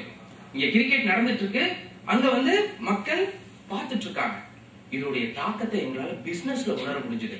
கடைக்கு வர கஸ்டமர் சொன்னாங்க, ஐயப்பா என்னையா அந்த கேட்ச போட்ட விட்டுட்ட அப்படின்னா. கஸ்டமருக்கும் அந்த ஸ்டாஃபுக்கும் ஏதோ ஒரு உறவு ஏற்பட்டுச்சு. நாங்க எதிர்பார்க்கவே இல்லை. நான் சொல்றது ஒரு சின்ன எக்ஸாம்பிள். இப்படியே நிறைய செஞ்சுட்டே இருந்தோம், யாருமே செய்யாத சில விஷயங்கள். சார், உங்க நிறுவனத்துல வேலை பார்க்கிற ஒருத்தர் நீங்க என்ன வேணாலும் செய்வீங்க, ஆனா உங்க நிறுவனத்தை விட்டு நின்னுட்டா, உங்க நிறுவனத்துல ஒருத்தர் வேலை பார்க்கிறார் சார், என்ன வேணாலும் செய்வீங்க, எனக்கு தெரியும். நிறைய ஜென்டில்மேன் எது வேணாலும் செய்ய தயாரா இருப்பீங்க. உங்க நிறுவனத்தை விட்டு அவர் வேலையை விட்டு நின்னுட்டாரு. அதுக்கப்புறம் அவரை ட்ரீட் பண்ணுவோமா, அவரை கூட்டு வச்சு பேசுவோமா, அவரை பார்க்க நினைப்போமா? ஆனா அந்த நிறுவனத்துல என்ன பண்ணுவோம் நாங்க அப்படின்னு சொன்னா, நாங்க சொல்லும்போது அக்செப்ட் பண்ணிட்டாரு. அதான் விஷயம். நான் திரும்ப திரும்ப சொல்றதுல என்னோட ரோல் ஒண்ணுமே கிடையாது. எந்த மேனேஜ்மெண்ட் அக்செப்டன்ஸ் கொடுத்தாங்களோ அங்க சக்சஸ் வந்தது. எந்த மேனேஜ்மெண்ட் நான் கனவு கண்டுட்டு இருந்தேன், நீ கரெக்டா பிளான் கொடுத்தேன்னு சொன்னாங்களோ அங்க சக்சஸ் வந்தது. அங்க என்ன பண்ணோம்னா, ரிலேஷன்ஷிப் கார்டு அப்படின்னு போட்டோம். Discount card relationship. ஒரு ஸ்டாஃப் இருக்காங்க, அவங்க ரிலேஷன்ஸ்க்கு டிஸ்கவுண்ட். அடுத்து பாருங்க, அலுமினி கார்டுன்னு போட்டோம். யாரெல்லாம் வேலையை விட்டு போயிட்டாங்களோ அவங்களுக்கெல்லாம் ஒரு கார்டு, அவங்களுக்கெல்லாம் ஒரு கார்டு. இப்படி ஒரு ஒரு விஷயத்தையும் உண்மையா நம்ம ஸ்டாஃப் நல்லா இருக்கணும். சார் என் பையன் இருக்கான், கல்யாணம் பண்ணி தனியா போயிட்டான், நல்லா இருக்க கூடாதுன்னு நான் நினைப்பேன். கோவம் தான், போயிட்டான். ஆனாலும் என்ன நினைப்பேன், என்ன சார் நினைப்பேன், எந்த பண்ணாலும் நல்லா இருக்கும்னு நினைப்பேன். அப்படி நினைக்கிற மனசு வந்துருச்சுன்னா நீங்க உங்க கடை வாசல்ல போர்டு போடலாம், சார் வேலைக்கு ஆட்கள் தேவையில்லை. கண்டிப்பா போட முடியுமா? முடியாதா? அந்த மனசை கொண்டு வரது மட்டும் தான் கஷ்டம். கொண்டு வந்துட்டா என்ன பண்ணிடலாம், நிச்சயமா நம்ம போர்டு மாட்டிடலாம், வேலைக்கு ஆட்கள் தேவையில்லை. கொஞ்சம் கதையை மாத்திடுவோம்.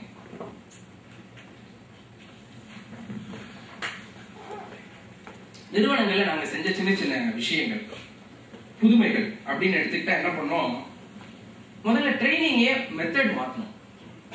இப்ப நாங்க நடத்துற எல்லா ப்ரோக்ராமுமே ட்ரைனிங் டூர் அப்படின்னு நாங்க சொல்றோம். நாங்க நடத்துற எல்லா ப்ரோக்ராமையும் ட்ரைனிங் டூர் அப்படின்னு சொல்றோம். ஸ்டாஃப் வந்து நிறைய நிறுவனங்கள் தன்னுடைய பணியாளர்களுக்குள்ள இருக்கிற திறன்களை முதல்ல நிறுவனங்களே உணர்றதில்ல. நம்ம ஸ்டாஃப்ஸ்ட, நம்ம ஒர்க்கர்ஸ்ட என்னென்ன திறமை இருக்குங்கிறதே நிறைய நிறுவனங்கள் உணர்றதில்லை. அதனால நாங்க என்ன பண்றோம்னா, இந்த பயிற்சியின் மூலமா நிறைய மாற்றங்களுக்கு அவங்களை பழக்கப்படுத்துறோம். ரொம்ப சிம்பிள். இதுக்கு முன்னாடி நாங்க அதாவது ட்ரைனிங்க்கு முன்னாடி ஒரு ஸ்டாஃப் ஹேண்டில் பண்றதுக்கும் ட்ரைனிங்க்கு அப்புறம் ஸ்டாஃப் ஹேண்டில் பண்றதுக்கும் எங்களுக்கு நிறைய வித்தியாசம் தெரியும். முதல்ல இது மேனேஜ்மெண்ட் உணரணும், இதோட இம்பார்ட்டன்ஸை மேனேஜ்மெண்ட் உணரணும். ஒரு சின்ன கேம் மூலமா இதை நம்ம கூட செஞ்சு பார்க்கலாம். எல்லாரும் உங்க கையை நீட்டிங்க. நான் ஷேக்னு சொல்லுவேன், கொஞ்சம் வேகமா ஷேக் பண்ணணும். ஓகேயா? ஷேக். அர்ஜுன் மட்டும் தான் வேகமா.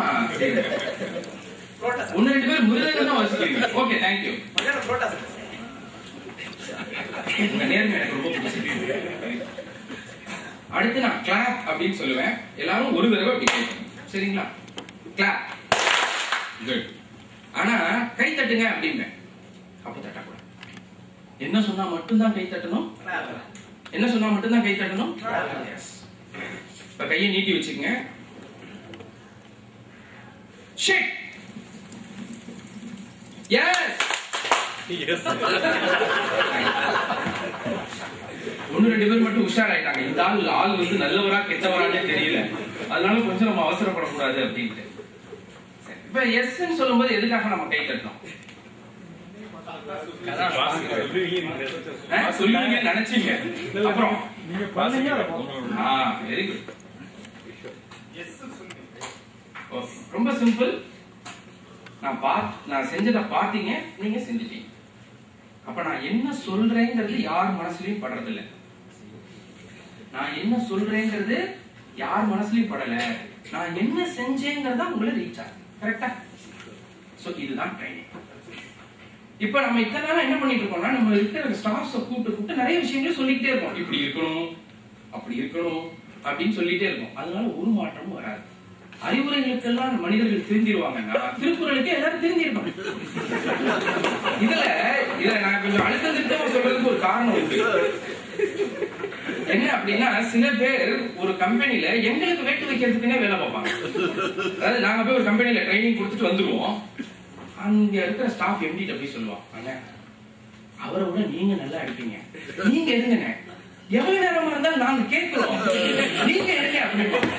அவரும் அதை நம்பிடுவாரு. இதனால கம்பெனியை விட்டு போனவன் பல பேர். இதெல்லாம் எங்க சர்வேல கிடைச்ச ரிசல்ட். சரி, சில எம்டிஸ் எங்க கேட்பாங்க, சார் நான் இதெல்லாம் சொன்னேன் சார் ட்ரைனிங்ல அப்படின்னு சொன்னா உடனே மேனேஜ்மெண்ட்ல இருந்து என்ன கேட்பாங்க, சார் இதைத்தானே சார் நாங்களும் சொல்றோம், இதைத்தானே சார் நாங்களும் சொல்றோம் அப்படின்னு கேட்பாங்க. ஒரு தடவை பாருங்க, அக்பர் என்ன பண்ணியிருந்தாரு, பீர்பாலை பார்க்க போயிருந்தாரு. பீர்பால் அப்ப மெடிடேஷன்ல இருந்தாரு. அதனால அவங்க ஒய்ஃப் என்ன பண்ணாங்க, ஒரு 10 நிமிஷம் உட்காருங்க அப்படின்ட்டாங்க. அக்பர் யாருங்க? எம்பரர், மகா சக்கரவர்த்தி. அவனை போய் 10 நிமிஷம் உட்காருன்னு சொன்னா எப்படி இருக்கும்? அவரே மந்திரியை மதிச்சு வந்திருக்காரு, போய் தியானம் பண்ண தலையில தட்டி கூட்டிட்டு வந்திருக்காண்டா. அவருக்கு பயங்கர கோபம். சரி அப்புறம் பாத்துக்கிறேன் அப்படின்னு வந்துட்டாரு. பீர்பால் விஷயத்தை கேள்விப்பட்டு பதறி அடிச்சுட்டு ஓடி இருந்தாரு. என்ன விஷயம் வந்துட்டு போனீங்களா? அதெல்லாம் இருக்கட்டும், நீ என்ன பண்ண தியானம், அது என்னன்னு எனக்கு சொல்லி கொடு அப்படின்னாரு.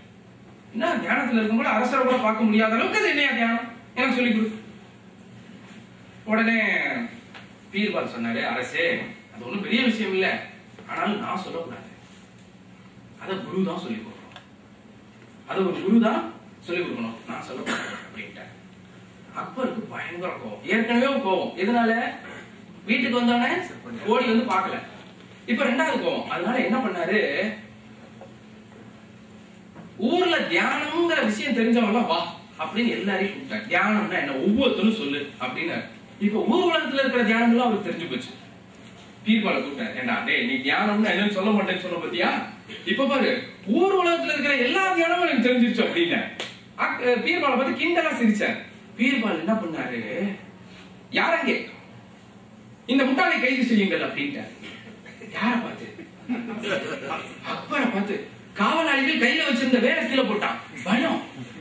பீர்பால் சொன்னா செய்யலாம் மகாமந்திரி, பீர்பால் சொன்னா செய்யலாம் மகாமந்திரி, ஆனா அரசரை கைது செய்யும் சொன்னான்.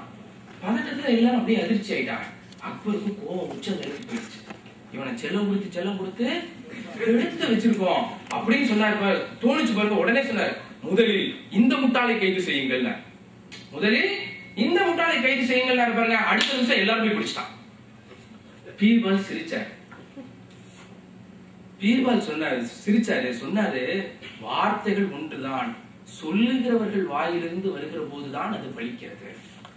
வார்த்தை ஒண்ணுதான், விஷயம் ஒண்ணுதான், ஆனா அது சொல்றவங்க வாயிலிருந்து போகும்போது மட்டும்தான். அவர் பாருங்க என்ன ஒரு மாதிரி பாக்குறாரு. புரியுது நல்லா புரியுது. ஒரு 3 பேர்ட்ட ஒரே நேரத்துல அப்ளிகேஷன். நீங்க ட்ரைனிங் நடத்தினா ஒரு ரிசல்ட் வராது. எங்களை போன்ற மகா மேதைகளை கூப்பிட்டு மகா குருக்களை கூப்பிட்டு நீங்க ட்ரைனிங் நடத்தணும்னு சொல்றீங்க, அதான சார் அப்படின்னு அவர் பாக்குறாரு. நான் அப்படி நினைக்கல. ஏன் அப்படி நினைக்கல அப்படின்னு சொன்னா, உண்மையிலேயே எல்லாருக்கும் சர்வீஸ் பண்றதுக்கு என் ஒருவனால முடியாது. அதனால நான் என்னைக்குமே என்னோட ஸ்டைல் என்னன்னா, நான் எந்த மேனேஜ்மெண்ட்டுக்கு ஒர்க் பண்ணாலும் ஃபார்முலாவை கொடுக்கறது தான் என்னோட வேலை. நான் எந்த மேனேஜ்மெண்ட்லயும் ஒர்க் பண்ணி கொடுக்க மாட்டேன். ஃபார்முலாவை அவங்க கையில ஹேண்ட் ஓவர் பண்ணுவேன். இப்படி பண்ணணும், இப்படி செய்யணும், இப்படி பண்ணணும். நான் பார்த்த லெவல்ல அந்த ஃபார்முலாவை ரிசீவ் பண்ணிக்காம நாங்களே எல்லாம் செய்யணும்னு நினைக்கிற மேனேஜ்மெண்ட் ரிசல்ட்டே வர. ஒரு மேனேஜ்மெண்ட்ல நான் ஓப்பனாவே சொன்னேன், உங்க ஒய்ஃப்ட எப்படி அன்பா இருக்கணும்னு நான் சொல்லிதான் சார் தர முடியும். நான் ரெடி. உங்க ஸ்டாஃப் நான் ஃபார்முலாவை கொடுத்துறேன். யாராவது ஃபார்முலாவை கொடுப்பாங்களா? யாராவது ஃபார்முலாவை கொடுப்பாங்க? நான் ஃபார்முலாவை கொடுத்துறேன், நீங்க ஃபார்முலாவை பிடிச்சிக்கங்க. ஃபார்முலாவை பிடிச்சிட்டா நம்மளால என்ன பண்ண முடியும்? ரிசல்ட் கொடுக்க முடியும். நான் இங்கேயே அதான் சொல்றேன், ட்ரைனிங் என்ன வேலையை செய்ய அதை நீங்க புரிஞ்சுக்கிட்டா நீங்களும் செய்யணும். நீங்க செய்ய முடியாதுன்னு அர்த்தம் கிடையாது, நீங்களும் செய்யணும். நீங்களே செஞ்சுக்கங்க, அதுதான் என்னுடைய வேண்டுகோள் கூட. ஒரு ட்ரைனிங்கிறது என்ன அப்படின்னு சொன்னா, அட்வைஸ் லெக்சர் முட்டையை வந்து வெளியில இருந்து உடைக்கிற மாதிரி. ட்ரைனிங்கிறது முட்டை உள்ளேந்து உடைபடுவதற்கு தேவையான சூழலை ஏற்படுத்துறது. ஒரு லெக்சர் என்ன பண்ணுது அப்படின்னு சொன்னா, ஒரு முட்டையை வெளியில இருந்து உடைக்குது. டயத்துக்கு வர மாட்டேன், டயத்துக்கு வந்தாதான் வேலையில அக்கறை இருக்குன்னு நீ வேலை தெரிஞ்சுக்கோ. இது லெக்சர் பண்ற வேலை. முட்டையை என்ன பண்ணுது? கொஞ்சம் கூட வேலையில அக்கறை இல்லை. எத்தனை தடவை தான் உனக்கு சொல்றது? இது லெக்சர். முட்டைய வெளியில இருந்து உடைக்குது. எத்தனை தடவை சொன்னாலும் உங்களுக்கு எல்லாம் இன்வால்மெண்டே வர மாட்டேங்குது. சம்பளம் வாங்குறீங்க, வெக்கமா இல்ல? இது வந்து வெளியில இருந்து முட்டையை உடைக்குது. இது அத்தனை விஷயம் என்ன பண்ணுது? முட்டைய வெளியில இருந்து உடைக்குது. ட்ரைனிங் மட்டும்தான் ஒரு சின்ன அழுத்தத்தை கொடுத்து முட்டையை உள்ளே இருந்து உடைக்குது. என்ன வித்தியாசம்? வெளியில இருந்து உடைச்சா ஆம்லெட், உள்ளே இருந்து உடைச்சா ஜனனம்.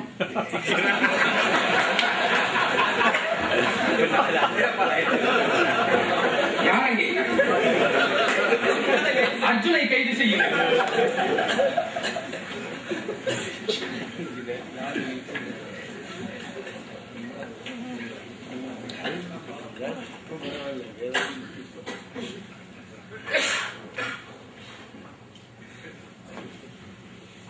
ஓகே,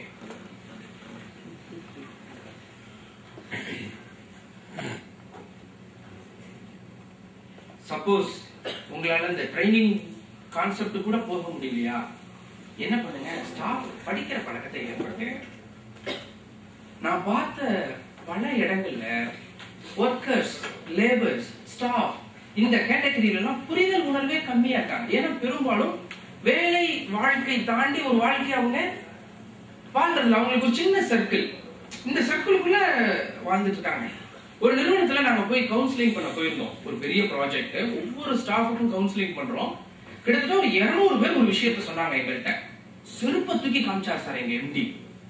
கூட்டத்துல பப்ளிக்கா எங்களெல்லாம் உட்கார வச்சு செருப்பை தூக்கி காமிச்சார் சார். எங்களால ஜீரணிக்க முடியல சார் அப்படின்னு சொல்லி நிறைய பேர் சொன்னாங்க. எனக்கு பக்குன்னு ஆயிடுச்சு, என்னடா அவ்வளவு டெரர் எம்டியா, நம்ம தெரியாம வந்து மாட்டிட்டோமே அப்படின்னு சொல்லிட்டு ஒரு இது. எல்லாத்தையும் கலெக்ட் பண்ணி அந்த சர்வே ரிப்போர்ட் கொடுக்கும்போது நான் அவர்கிட்ட பர்சனலா பேசும்போது அவர் சொன்னாரு, சார் நான் சாட்டர்டே சண்டே யாரெல்லாம் லீவ் போடுறாங்கன்னு பார்த்தேன். சாட்டர்டே சண்டே யாரெல்லாம் லீவ் போடுறாங்கன்னு பார்த்தேன். ஏன் சாட்டர்டே சண்டே லீவ் போடுறவங்கள பாக்குறோம்? அன்னைக்குதான் ரீட்டைல்ல பிசினஸ் என்னைக்கு நல்லா இருக்கும்? வீக்கெண்ட்ஸ். சாட்டர்டே சண்டேல தான் பிசினஸ் நல்லா இருக்கும். சண்டே நாங்க டபுள் வேஜஸ் கொடுக்குறோம். அன்னைக்கு யாரா லீவ் போடுறான்னு பார்த்தா அவெல்லாம் பொறுப்பே இல்லாம இருக்கிறவங்க தான் அன்னைக்கு லீவ் போடுறான். ஏன்? சண்டே டபுள் வேஜஸ் வருது. அன்னைக்கு ஒருத்தர் லீவ் போடுறான்னா 2 நாள் சம்பளத்தை இழக்கிறான். நான் அவனெல்லாம் ஸ்கேன் பண்ணி பார்த்தேன் சார். 5000 ரூபாய் சம்பளம் வாங்குறான், 400 ரூபாய்க்கு செருப்பு வாங்கி போட்டுருக்கான் சார். குடும்ப பொறுப்பே கொஞ்சம் கூட இல்ல, குடும்பத்துல கஷ்டப்படுறாங்களே, எதுவுமே இல்ல சார். நான் மீட்டிங்ல என் செருப்பு எடுத்து காமிச்சேன், பாருங்க பாருங்க நான் என்ன செருப்பு போட்டிருக்கேன்னு பாருங்க அப்படின்னு காமிச்சிருக்காரு. இவர் 200 ரூபாய்க்கு செப்பல் வாங்கி போட்டாரு. ஆனா அவன் எதை எடுத்துக்கிட்டான்னு பாருங்க. மீட்டிங்ல செருப்பா காமிச்சார் சார், மீட்டிங்ல செருப்பா காமிச்சார் சார். அப்ப நாம என்ன சொல்றோங்கிறதுல இல்ல, அவன் என்ன உணர்ந்துறாங்கிறது அதுல இருக்கு விஷயம். சோ ட்ரைனிங் அந்த வேலையை தான் செய்யுது. அதை செய்யல முடியல அப்படின்னு சொன்னா ரொம்ப சிம்பிள். ஸ்டாஃப்ஸோட திங்கிங் லெவலை இம்ப்ரூவ் பண்ணீங்கனாலே நிச்சயமா உங்களால மேனேஜ்மெண்ட்டை ஈஸியா பண்ண முடியும். சோ சின்ன சின்ன புத்தகங்களை அறிமுகப்படுத்துங்க, எளிமையான புத்தகங்கள். லைஃப் ஸ்கில்ஸ் சொல்றாங்கல்ல, வாழ்க்கை திறன்கள். சக மனிதர்களோட பழகிறது எப்படி, குடும்பத்துக்குள்ள சுமூகமா இருக்கிறது எப்படி, வேலை பார்க்குற இடத்துல சக மனிதர்கள்ட்ட வேலை பார்க்கறது எப்படி, எல்லாமே நீங்க தமிழ்ல எளிமையான புத்தகங்களா வந்துருச்சு. ஒவ்வொரு நிறுவனமும் என்ன பண்ணுங்க, 5 பேர் வேலை பார்க்கறவங்க இருப்பீங்க, 20 பேர் வேலை பார்க்கறவங்க இருப்பீங்க, நிறைய விஷயங்களை நம்மளால செய்ய முடியாது. அப்ப என்ன பண்ணலாம்னா எளிய புத்தகங்களை படிக்கிற பழக்கத்தை ஏற்படுத்துங்க. ஸ்டாஃப அருமையா நிர்வாகம் பண்ண முடியும், ஸ்டாஃப மிகச்சிறப்பா நிர்வாகம் பண்ண முடியும். இன்னும் ஒரு சின்ன வீடியோ பார்க்கலாம், ஏன்னா ரொம்ப நேரமா பேசிட்டோம்னு நினைக்கிறேன். தேவையில்லைங்கிற போட நம்ம கம்பெனில மாட்ட நம்ம எல்லாம் தயார் நான் நினைக்கிறேன். வேலைக்கு ஆட்கள் தேவையில்லை. அப்புறம் ஏற்கனவே நிறுவனத்தில் இருக்கிறவங்கள ஒரு 4 பேர் இருந்தா எம்டியுடைய நேரடி, அதாவது அந்த ஓனர்னு சொல்லலாம், 4 பேர் இருக்கிற இடத்துல 4 பேரையும் பார்க்க முடியும். 100 பேர் இருக்காங்க, 150 பேர் இருக்காங்கன்னா அவங்களுடைய பணி நிலைகளை நம்மளால என்ன பண்ண முடியாது, யார் நல்லா ஒர்க் பண்றா யார் நல்லா ஒர்க் பண்ணலன்னு கண்டே பிடிக்க முடியாது. அப்ப நம்ம என்ன பண்ணுவோம், அந்த ஹேண்டிகேப்டுக்காக என்ன பண்ணுவோம், யாராவது ஒருத்தர் ஹெல்ப் கூப்பிட்டுவோம். அந்த இடத்துல இருக்கிற ஒரு மேனேஜரா இருக்கலாம், இல்ல அந்த ஃப்ளோர்ல வேலை வாங்குற இன்சார்ஜா இருக்கலாம், அவர்கிட்ட கேட்போம். அவரும் மனிதர் தானே, அவருடைய உணர்ச்சி நிலைகளுக்கு தகுந்த மாதிரி என்ன பண்ணுவாரு, யார் அவர் சொன்னா கேட்பாங்களோ அவங்களுக்கு ஏதாவது ஒன்று செய்வார், யார் அவங்க சொன்னா கேட்கலையோ அதை செய்ய மாட்டார். நான் பல எம்டிஸோட ஒப்பீனியனே கேட்டிருக்கேன். ஒரு ஸ்டாஃபை பத்தி, ஒரு எக்ஸ பத்தி எம்டிட்ட கேட்பேன், சார் இவர் எப்படின்னு. பல நேரங்கள்ல பாத்தீங்கன்னா எம்டிக்கு கூட ஒரு ஸ்டாஃபை பத்தின சரியான புரிதல் இருக்காது. ஒரு நிறுவனத்துல ஒருத்தர் நாங்க வந்து சஜஸ்ட் பண்றோம், சார் இவர் நம்ம வந்து செகண்ட் லைன் லீடரா கிரியேட் பண்ணலாம். நம்ம கிட்ட first line okay, second line leaders நமக்கு நிறைய வேணும், இவரை வந்து நம்ம நெக்ஸ்ட் சூப்பர்வைசருக்கு ட்ரைனிங் கொடுக்கலாம் அப்படின்னு சொல்லி நான் சொன்னேன். அவர் சொன்னார், ஐயா அவன் வேணவே வேண்டாங்க, 9:30 நம்ம ஷாப் க்ளோஸ் பண்றோம் அப்படின்னு சொன்னா 9:20 ஓடுற ஆள் அவன் தான், கொஞ்சம் கூட பொறுப்பே கிடையாது, அவனை லீடர்ஷிப்க்கு வேணவே வேண்டாம் அப்படின்னு. நாங்க அந்த பையனை கூப்பிட்டு அந்த பர்சனை கூப்பிட்டு மறுபடியும் உட்காந்து பேசணும், அவரை கொஞ்சம் ஸ்கேன் பண்ணணும் அப்படிங்கிறதுக்காக. அப்ப அவர் சொன்னாரு, எனக்கு இன்னும் குழந்தை பிறக்கல சார், நான் ட்ரீட்மெண்ட் எடுத்துட்டு இருக்கேன், 9 மணிக்குள்ள நான் சாப்பிடணும், அதுல இருந்து 1 ஹவருக்குள்ள ஃபேமிலி லைஃப்ல நான் இருக்கணும், அதனாலதான் சார் 1 வருஷமா நான் அப்படி ஓடிட்டு இருக்கேன் அப்படின்னு சொன்னேன். இந்த விஷயத்த போய் இந்த எம்டிட்ட சொன்னோட அவருக்கு கண்ணெல்லாம் கலங்கிருச்சு. சார் என் ஸ்டாஃபுக்கு இப்படி ஒரு பிரச்சனை இருக்குன்னு கூட நான் தெரியாம இருந்துட்டேனே அப்படின்னு சொன்னேன். நிறைய நேரங்களில் பாருங்க, மோர் தென் 50, மோர் தென் 100, மோர் தென் 200 அப்படின்னு போகும்போது நம்ம கிட்ட இருக்கிற எல்லாரையும் அறிந்து வைத்திருப்பதற்கான வாய்ப்பு நமக்கு கிடைக்கிறது இல்லை இல்லையா? சோ அதுக்கான ஒரு சிம்பிள் மெத்தட், நிறைய மெத்தட்ஸ் இருக்கு, அதுக்கான ஒரு சிம்பிள் மெத்தட் வந்து 360 டிகிரி அனாலிசிஸ். 360 degree analysis. எந்த ஒரு நபரை பற்றியும் ஒரு நபர் கொடுக்கும் விஷயம் சரியா இருக்க. இப்ப செல்போன் கொடுப்பா, இந்த செல்போன் என்ன கலர்? சத்தமா சொல்லுங்க. அர்ஜுன் தான் கரெக்டா சொல்றாரு. Arjun grey with black. இப்போ இந்த செல்போன் என்ன கலர்? ஓகே, பாத்தீங்களா நான் சொன்னேன்ல அர்ஜுன் தான் கரெக்டா சொல்லுவாங்க. அப்ப பாருங்க, இத இந்த சைடு மட்டும் பாக்குறவங்களுடைய பெர்செப்ஷன் இது பிளாக், இந்த பக்கம் மட்டும் பார்த்தா கிரே, இப்படி பார்த்தா ஸ்லிம். ஓகேயா? அப்ப பாருங்க, ஒரு வியூ பாயிண்ட்ல இருந்து மட்டும் நீங்க பார்க்கும்போது உங்களால ஒரு சரியான ஜட்ஜ்மென்ட்க்கு வர முடியாது. சோ 360 டிகிரி அப்படின்னு சொன்னா இது ஒரு 90, இது ஒரு 90, இது ஒரு 90, இது ஒரு 90. Complete view. ஒரு ஸ்டாஃப நீங்க எப்ப முழுமையா தெரிஞ்சுக்க முடியும் அப்படின்னு சொன்னா, அவரை வேலை வாங்குறவர், அவர் கூட வேலை பார்க்கிறவர், அவருக்கு கீழே வேலை பார்க்கிறவர் பிளஸ் அவரே சொல்லணும். Self analysis. நான் யாரு, நான் என்ன பண்றேன், நான் எங்க ரிசல்ட் கொடுக்குறேன், எங்க என்னால ரிசல்ட் கொடுக்க முடியல, ஏன் முடியல, இது எல்லாத்தையும் அவர்கிட்டயே கேட்டு வாங்கிட்டீங்கன்னா ஒரு 90 டிகிரி முடிஞ்சது. அவங்க ஸ்டாஃப்ட கேட்டு வாங்கணும், கோவர்க்கர்ஸ்ட கேட்டு வாங்கணும், அப்லைன்ல வாங்கணும், டவுன்லைன்ல வாங்கணும். இது எல்லாத்தையும் கரெக்டா அனலைஸ் பண்ணணும். பண்ணீங்கன்னா ஒவ்வொரு ஸ்டாஃபை பத்தி நீங்க தெரிஞ்சுக்க முடியும். அப்ப என்ன பண்ண முடியும், அவங்களை ஈஸியா இம்ப்ரூவ் பண்ண முடியும். இது தெரியாம ஒரு நிறுவனத்துல நான் போய் மாட்டிக்கிட்டேன். என்னுடைய வெரி ஃபர்ஸ்ட் ரெசிடென்ஷியல் ப்ராஜெக்ட். நாங்க ஒரு நிறுவனத்தை டேக் ஓவர் பண்றோம்னா நாங்க அங்க போய் செட்டில் ஆயிடுவோம், நாங்க அங்க போய் தங்கிடுவோம். அந்த நிறுவனத்துல ஒவ்வொரு நிறுவனத்திலும் எங்களுக்கு ஒரு அப்ஜெக்டிவ் கொடுத்திருப்பாங்க. அந்த நிறுவனத்துல எங்களுக்கு சொன்னது, எங்ககிட்ட 1200 பேர் வேலை பார்க்கறாங்க. 1200 பேரையும் அனலைஸ் பண்ணி இன்கிரிமெண்ட் நீங்க போட்டு கொடுக்கணும்னாங்க. மேடத்துக்கு இப்பவே கண் கலங்குது. இது தெரியாம நான் போய் காலை விட்டுட்டேன். எனக்கு இப்ப இன்கிரிமெண்ட்னா என்னன்னு தெரியாது. 6-7 வருஷம் இருக்கும் அந்த ப்ராஜெக்ட் நாங்க பண்ணி. ரொம்ப சந்தோஷமா போனேன். உண்மையிலேயே ஒரு ராஜா வாழ்க்கையை அனுபவிச்சேன். கார்ல இருந்து நான் இறங்கினா நான் கதவை திறந்ததே கிடையாது. செக்யூரிட்டி வேகமா ஓடி வந்து திறப்பாரு. ஏன்? அவருக்கு தெரியும் இவர் தான் இன்கிரிமெண்ட் போட போறாரு. ஒரு நாளும் நான் லிப்ட்ல பட்டன் அமைக்கி மேல போறதில்லை. என் கை இப்படி வரும்போது ஒரு 4-5 கை வந்து லிப்ட் பட்டன் அழுத்தும். அப்பெல்லாம் எனக்கு கொஞ்சம் பெருமையா தான் இருந்துச்சு. போட்டு திரும்ப Arjun, control yourself, control yourself. என்னாச்சு, நான் கிட்டத்தட்ட ஒரு 2-3 மாசம் டே அண்ட் நைட்டா உட்கார்ந்து ஒரு மாதிரி ஆயிட்டேன். சூதாடி சித்தர் ரேஞ்சுக்கு முகல்லாம் தாடி வளர்த்து அப்படியே திரிஞ்சு தூங்காம இருந்து ஒரு வழியா இன்கிரிமெண்ட் போட்டு முடிச்ச உடனே அவ்வளவு ஹாப்பியா இருந்தது. எல்லாத்தையும் எங்க டீம்கிட்ட கொடுத்து ப்ராசஸ் பண்ண சொல்லிட்டு பார்லர் போயிட்டேன். நம்ம சீனிவாசன் மாதிரி ஒரு புது கெட்டப்ல வருவோம், நமக்கு ஒரு மைண்ட்ல சேஞ்ச் வேணும்ல அப்படின்னு சொல்லிட்டு போயிட்டேன். பார்லருக்கு என்னோட டீம்ல இருந்து போன் வருது, சார் கடைக்கு வந்துடாதீங்க, சரியில்லை, கடைக்கு வந்துடாதீங்க அப்படிங்கிறாங்க. ஏன் என்ன அப்படின்னு, சார் உங்களை ரொம்ப திட்டுறாங்க, உங்களை அடிச்சிருவேங்கிறாங்க, உங்களை தூக்கிடுவேங்கிறாங்க. யாருப்பா சொன்னான்னா, யாரு இருக்கிறதுலயே அப்பாவே அவன் சொல்றான், அந்த எங்க போனாங்க அவரை வர சொல்லு அப்படின்னு. அவன் அந்த இடத்துல நாங்க 3 மாசம் ஒர்க் பண்ணதோட ரிசல்ட்டை நான் என்ஜாய் பண்ணேன். என்னன்னா, நான் போய் ஒட்டுமொத்த ஸ்டாஃபே ஒரு இடத்துல அசம்பிள் ஆக சொன்னேன். யாரெல்லாம் இன்கிரிமெண்ட்ல அதிருப்தியா இருக்காங்களோ எல்லாரும் டாப் ஃப்ளோருக்கு வந்துருங்க, நான் எல்லாரையும் மீட் பண்ண போறேன். எல்லாரையும் மீட் பண்ணி யாருக்கு என்ன வேணுமோ செஞ்சு தரேன், எல்லாரும் வந்துருங்க. 200 பேர் அசம்பிள் ஆயிருந்தாங்க. 1200 பேர்ல 200 பேர் அசம்பிள் ஆயிருந்தாங்க. 200 பேரை பத்தி ஓபனா பேசினேன்.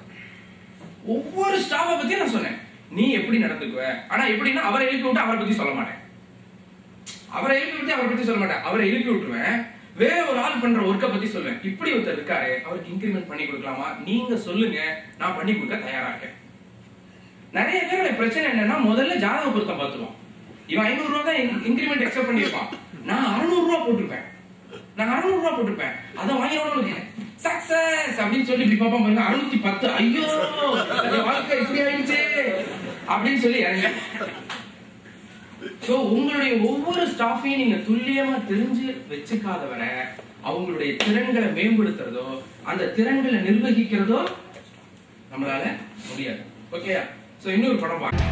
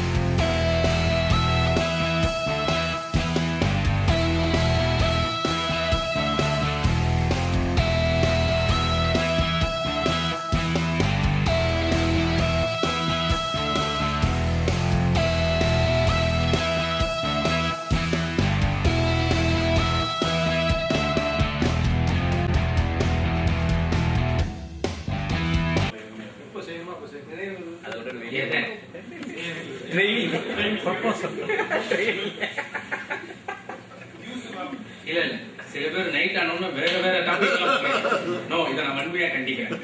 சரி நான் சொல்ல வந்து இதுதான், நிறைய பேர் அன்பா தான் இருக்காங்க, ஆனா அதை என்ன பண்றது இல்ல, காட்டுறது இல்ல.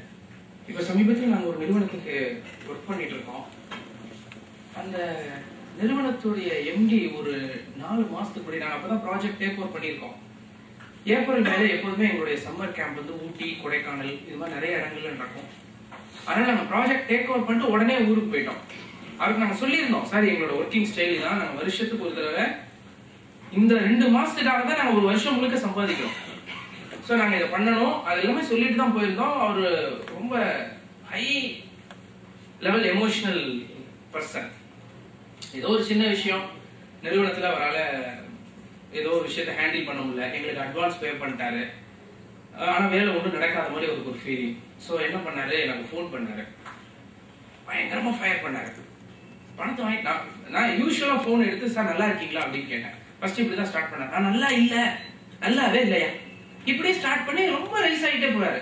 என்னோட லைஃப்ல யாருமே என்கிட்ட இப்படி கோவப்பட்டது இல்லை. எனக்கு அந்த அவசியம் ஏற்பட்டது இல்ல. அந்த போன் ரொம்ப ஃபயர் பண்ணோன்னு நான் போனை வச்சுட்டு யோசிச்சேன், இந்த ப்ராஜெக்ட் நம்ம கண்டினியூ பண்ணுமா. ஏன்னா அவர் அந்த ப்ராஜெக்ட் தான் நாங்க இப்ப சமீபத்துல செஞ்சிருக்கிற ப்ராஜெக்ட்லயே ரொம்ப சின்ன ப்ராஜெக்ட், 200 பேர் தான் ஒர்க் பண்றாங்க. நாங்க 4000 பேர் ஒர்க் பண்ற ப்ராஜெக்ட்லாம் இப்ப ஹேண்டில் பண்ணிட்டு இருக்கோம். இந்த ஒரு சின்ன ப்ராஜெக்ட் நமக்கு வேணுமா, ரெண்டாவது இப்படி நம்மளை ஹேண்டில் பண்ற ஒருத்தட்ட நம்ம ஒர்க் பண்ணணுமா அப்படின்னு வச்சுட்டு யோசிச்சிட்டேன். என் ஒய்ஃப்ட கன்சல்ட் பண்ணேன். அவங்க சொன்னாங்க, இவங்களுக்கு தான் நம்ம ஒர்க் பண்ணணும்,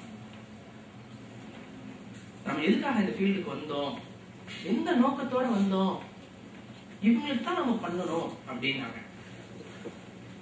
அவரை நிறைய ரியலைஸ் பண்ண வச்சோம். அவருக்கு அப்புறம் ஒர்க் பண்ணோம், நிறைய அவரை ரியலைஸ் பண்ண வச்சோம். நாங்க ரியலைஸ் பண்ணதெல்லாம் கூட அவர் ஒரு நாள் ரியலைஸ் பண்ணாரு. சமீபத்தில் ஒரு ஃபேமிலி மீட் நடத்தணும். அவர்கிட்ட ஒர்க் பண்ண எல்லா ஸ்டாஃபையும் வச்சு 3 hours சிரிச்சுட்டே இருக்கிற மாதிரி செஷன் பண்ணேன். எல்லாரும் என்ஜாய் பண்ணாங்க. கடைசியா திடீர்னு ஒரு ஐடியா என்கிட்ட ஓடி வந்து சொன்னாரு, சார் இந்த லட்சுமணன் நம்ம கிட்ட 30 வருஷமா ஒர்க் பண்றாரு சார், அவரை ஒரு தடவை கூட பாராட்டினது இல்லை சார். நீங்க இவ்வளவு விஷயம் சொல்லும்போது ஒய்ஃபை பாராட்டணும்னு சொல்றீங்க, குழந்தைய பாராட்டணும்னு சொல்றீங்க, இந்த 30 வருஷத்துல நான் அவரை பாராட்டினதே இல்லை சார், அவரை மேடை கூப்பிட்டு நான் பாராட்டணும்னு நினைக்கிறேன் சார் அப்படின்னாரு. அவர் மேடை கூப்பிட்டோம். இவர் போய் கட்டி பிடிச்சிட்டாரு. ஒண்ணு இல்லாத ஒரு உப்பு சப்புல்லாத ஒரு ஏதோ ஒரு பொருள் தட்டு என்னத்தையோ எடுத்து அவர் கையில கொடுத்து அவரை பண்ணோம். போன் ரொம்ப எக்ஸலண்டா அந்த ஷோ முடிஞ்சது. நான் அந்த ப்ராஜெக்ட், நான் ஒவ்வொரு ப்ராஜெக்ட்லயும் ஒரு குறிப்பிட்ட டைம் இருப்பேன், அடுத்த ப்ராஜெக்ட் நான் போயிடுவேன். அதனால அந்த ஒர்க்ல அந்த ப்ராஜெக்ட்ல நான் இருக்க வேண்டிய டைத்தை முடிச்சுட்டு நான் கிளம்பி வேற ஒரு ப்ராஜெக்ட் நடக்கிற இடத்துக்கு போயிட்டு இருக்கேன். நைட் ஒரு 11 மணிக்கு எனக்கு ஃபோன் பண்ணாங்க, சார் லட்சுமணன் கடையிலேயே ஹார்ட் அட்டாக்ல இறந்துட்டாரு அப்படின்னு சொல்லி. இந்த லட்சுமணன் அந்த கடையில டே அண்ட் நைட்டா வேலை பார்த்தவர். அவருக்கு டைமே கிடையாது. மற்றவங்களுக்கு எல்லாம் டைம் உண்டு, லட்சுமணனுக்கு டைமே கிடையாது.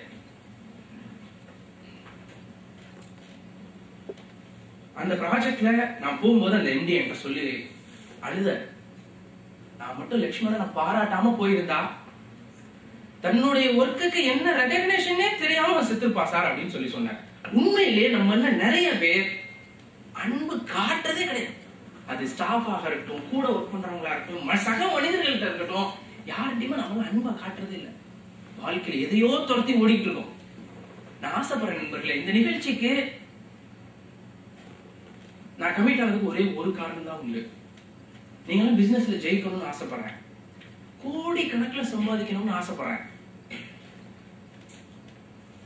நான் இந்த நிகழ்ச்சிக்கு ஒத்துக்கிட்டதுக்கு ஒரே ஒரு காரணம் தான் உண்டு. நீங்களாம் கோடி கணக்கில் சம்பாதிக்கணும். நீங்க பங்களா கட்டுறதுக்காக இல்ல, நீங்க ஒரு ஆடம்பர கார்ல போய் உங்க ஈகோவை சாட்டிஸ்ஃபை பண்றதுக்காக இல்ல. நம்ம எங்கேருந்து எடுத்தோமோ அங்க கொடுக்கறதுக்கு நாம எல்லாம் கடமைப்பட்டிருக்கோம். நான் இன்னைக்கு இந்த ஃபீல்ட இந்த நோக்கத்தோட மட்டும்தான் செஞ்சுட்டு இருக்கேன். சோ இந்த சமுதாயத்துக்கு நம்மள வாழ்க்கையில மேம்படுத்தின ஒவ்வொரு ஸ்டாஃபுக்கும் அன்பு காட்டுங்க. நான் அதுதான் சொல்றேன். நீங்க பணமா கொடுக்கறதெல்லாம் அப்புறம், அன்பு காட்டுங்க. அவங்க கூப்பிட்டு நேசிங்க. சாப்பிட்டியாடான்னு கேளுங்க, சாப்பிட்டியாடான்னு கேளுங்க.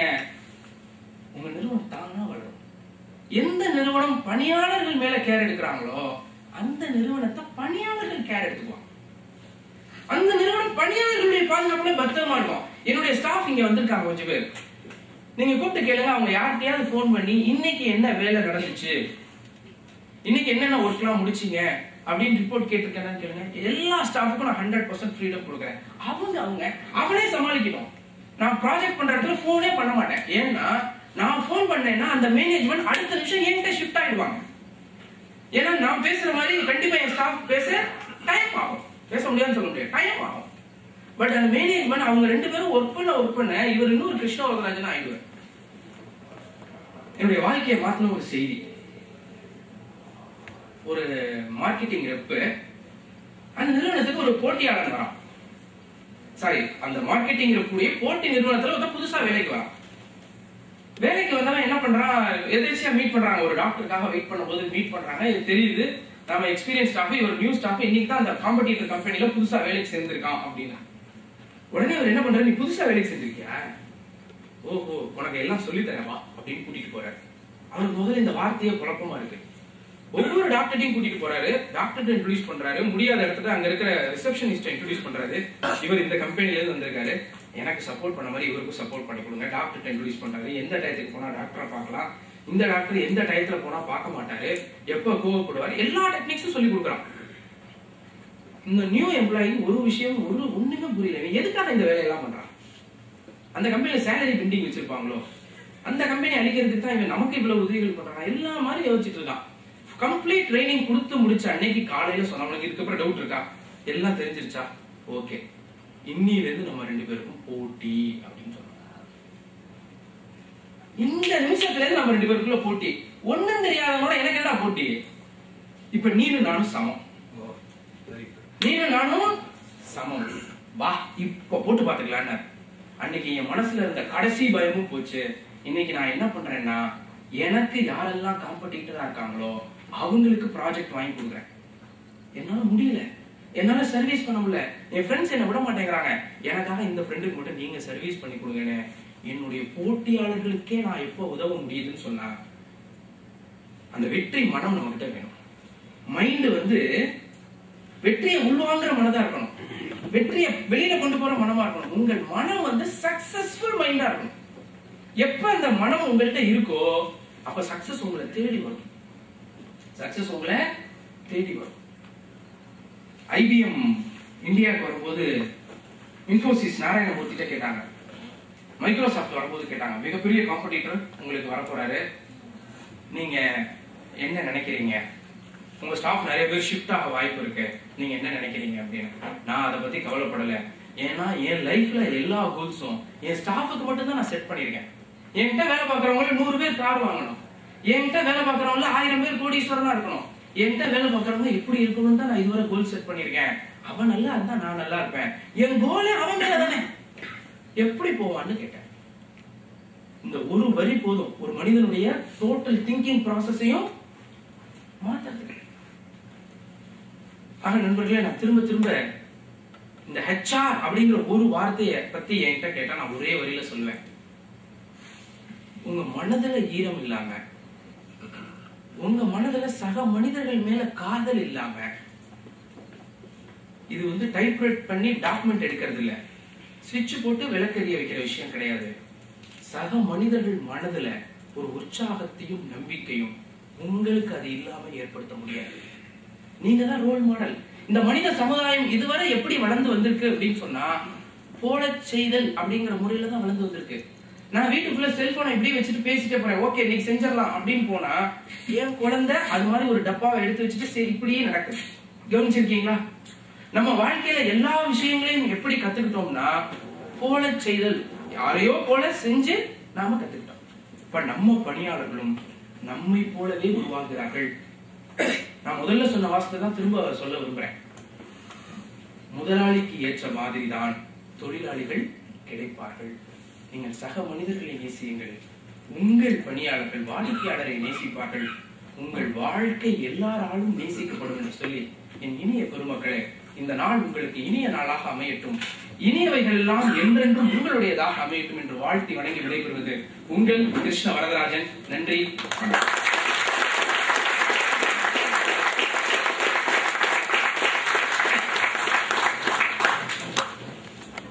கர்மகாரமா இருக்கிறான், வேற சில பிரச்சனைகள் ஃபேஸ் பண்ற மாதிரி கொஞ்சம் ஸ்கில் கொஞ்சம் ஆவரேஜா இருந்தா கூட பட் ஆட்டிடியூட் நல்லா இருக்குது. இப்போ அங்கே வந்து ப்ராப்ளம்ஸ் இல்லை. இப்போ எதை நம்ம அதிகம்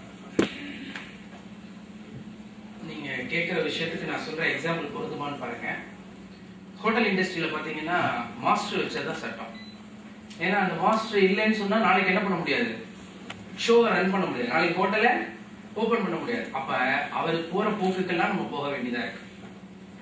அப்படி நல்லா டேஸ்ட் கொடுத்து ஈகோயிஸ்டிக்கா இருக்கிற மாஸ்டருக்கு கொஞ்சம் டேஸ்ட் முன்ன முன்ன கொடுத்தாலும் ரொம்ப சின்சியரா விசுவாசமா இருக்கிற மாஸ்டர் வேலைக்கு வச்சுக்கலாமான்னு கேக்குறீங்க.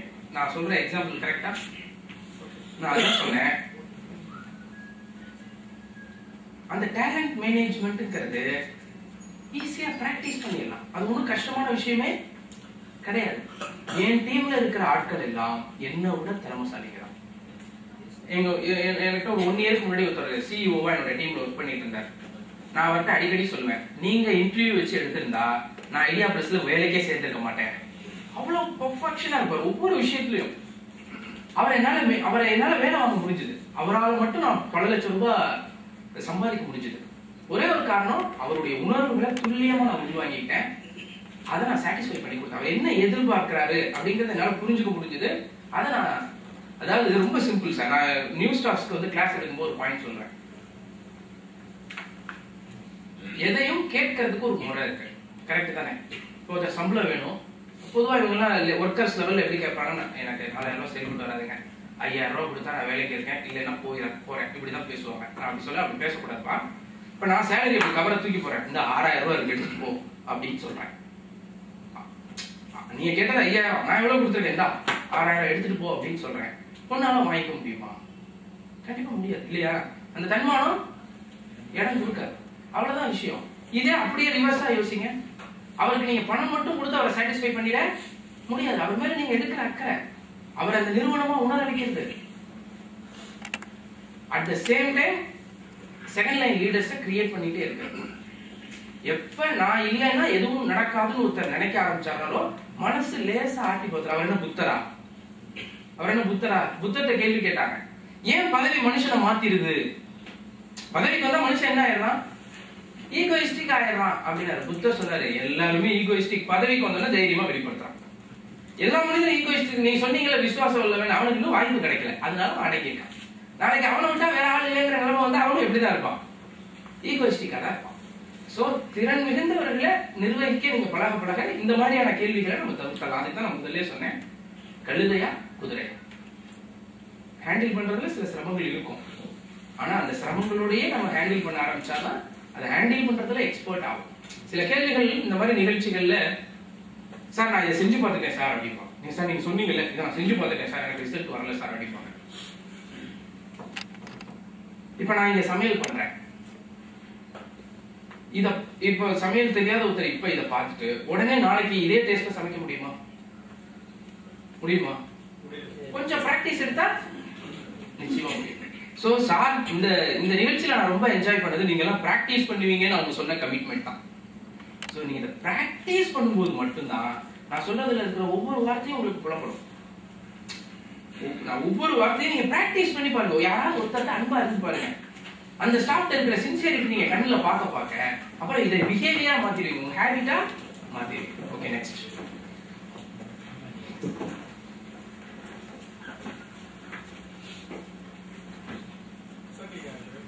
அன்பு காட்டுங்கள்னு சொல்றீங்க. மேபி அளவுக்கு ஒரு கேரிங்கா லவ் அண்ட் கேரோட நம்ம இருந்து பார்க்கலாம். பட் என்டர்பிரனர்ஷிப்ல வந்து நம்ம ஃபோக்கஸ்டா அந்த ரிசல்ட் ஓரியன்டா பிசினஸ் இதை மட்டும் கொஞ்சம் ஃபோக்கஸ்டா பார்க்குற சூழ்நிலையில சம்டைம்ஸ் இந்த விஷயங்கள் வந்து ஸ்கிப் ஆகுது. ஸோ அப்படின்னு அந்த இடத்துல சில நேரங்களில் ரொம்ப ஸ்ட்ரிக்டா ரூடா நடக்கக்கூடிய ஒரு சுச்சுவேஷன்ஸ் ஏற்படும். பொதுவா ஒரு எம்டியுடைய வேலை பாராட்டுறதா மட்டும் இருக்கணும். நிறுவனத்தில் எவ்வளவு பேர் ஒர்க் பண்றாங்க? 50 பேர் ஒர்க் பண்றாங்க. உங்களுடைய வேலை பாராட்டுறதா இருக்கணும், உற்சாகப்படுத்துறதா இருக்கணும், தட்டி கொடுக்கறதா இருக்கணும். அவர் கரெக்ட் பண்ற வேலைக்கு இன்னொருத்தர வச்சுக்கோங்க. இந்த காம்பினேஷன் தான் ஒர்க் அவுட் ஆகும். நான் சொல்றது புரியுது இல்ல? எம்டி மேல ஒரு ஸ்டாஃப் இருக்க வேண்டியது நம்பிக்கை, விசுவாசம். ஓகேயா? அப்ப இந்த கரெக்ஷன் பண்ற வேலையெல்லாம் நாம ஹேண்டில் பண்ண ஆரம்பிச்சோம்னா எமோஷன்ல தான் ஹேண்டில் பண்ணுவோம். நிறைய எம்டிஸ் என்கிட்ட கேட்பாங்க, நீங்க இவ்வளவு அழகா பேசுறீங்க, என்னால முடியலங்க அப்படிம்பாங்க. நான் சொல்லுவேன், உங்க டேபிள்ல என்ன உட்கார வச்சு பாருங்க. நீங்க இப்ப கத்தி எடுத்து தான் குத்திக்கிட்டு இருக்கீங்க, நான் துப்பாக்கி எடுத்து சுட்டுருவேன். இப்படிதான் எப்போதுமே திட்டிட்டே இருக்கீங்கன்னா உங்களை பத்தி ஒரு முடிவுல இருப்பாங்க. நீங்க இதுவரை 70% திட்டிட்டு இருந்தவங்க நீங்க 90 ஆன உடனே அவங்க போயிடுவாங்க. இன்னொன்னு நல்லா தெரிஞ்சுக்கங்க, கல்லு திராசுல ஒரு கல்லு 1 கிலோ போட்டிருக்கீங்க, இந்த பக்கம் 950 இருக்கு, இந்த தட்டுல எவ்வளவு இருக்கு? 950 கிராம் சக்கரை இருக்கு, இல்ல மிளகா இருக்கு, காரப்பொடி இருக்கு. இப்ப 50 கிராம் சேர்த்தால என்ன ஆயிரும்? 1 கிலோ ஆயிரும். இப்ப என்னோட நண்பர் என்ன சொல்றாருன்னா, 50 கிராம் தான் சார் சேர்த்தேங்கிற. 50 கிராம் சேர்த்தேன் 1 கிலோ ஆயிடுச்சு சார். ஏற்கனவே 950 கிராம் உள்ள இருந்துச்சு இல்ல, இன்னைக்கு 50 சேர்த்தோம்னா அது என்ன ஆயிடுச்சு? 1 கிலோ.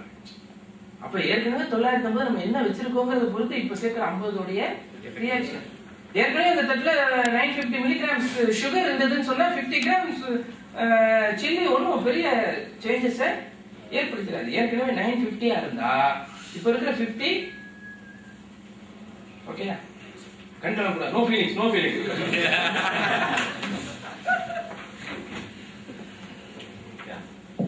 சரிங்க. சொன்னதுல வந்து இப்போ எம்ப்ளாயிஸ் ஸ்டாஃப் அவங்க மேல எப்படி ஒரு அன்பா இருக்கணும், அதன் மூலமா அவங்களுக்கு வந்து ஒரு affinity towards organisation and the owner himself. அது right. Okay, that is a fundamental thing. You also accept. Beyond that, ட்ரைனிங்கிறது வந்து நிறுவனத்துல வந்து அவங்க வேலையை எப்படி சிறப்பாக செய்யணுங்கிறது right. Beyond that, in an empowered organization, that is, நீங்க இதுக்கெல்லாம் அடுத்த லெவலில் இருக்கக்கூடிய ஆர்கனைசேஷன் வேர் எல்லாருக்கும் வந்து அவங்களுடைய நிலை தெரியும், அவங்களுடைய வேலை தெரியும், அதை ஹேண்டில் பண்றது. இப்போ நான் என்ன சொன்னேன், சீனியர் லெவல்ஸ். நீங்க சொன்னது வந்து அந்த அடித்தளத்துல வர்றவங்க அவங்களுடைய எதிர்பார்ப்பு என்ன, சேலரி, அவங்களுடைய ஒரு மனுஷனை பார்க்கறது, அவங்க மேல ஒரு ஓனரு பிளஸ் அவங்க டீமே எப்படி இருக்கணும்ன்றத சொன்னீங்க. When it comes to talent management, it also is there in the various senior levels also. The senior level வரும்போது இப்போ இதெல்லாம் கல்ச்சர்ல இருக்கும் ஆர்கனைசேஷன், அப்படியே நம்ம அச்சீவ் பண்ணிக்கோங்க.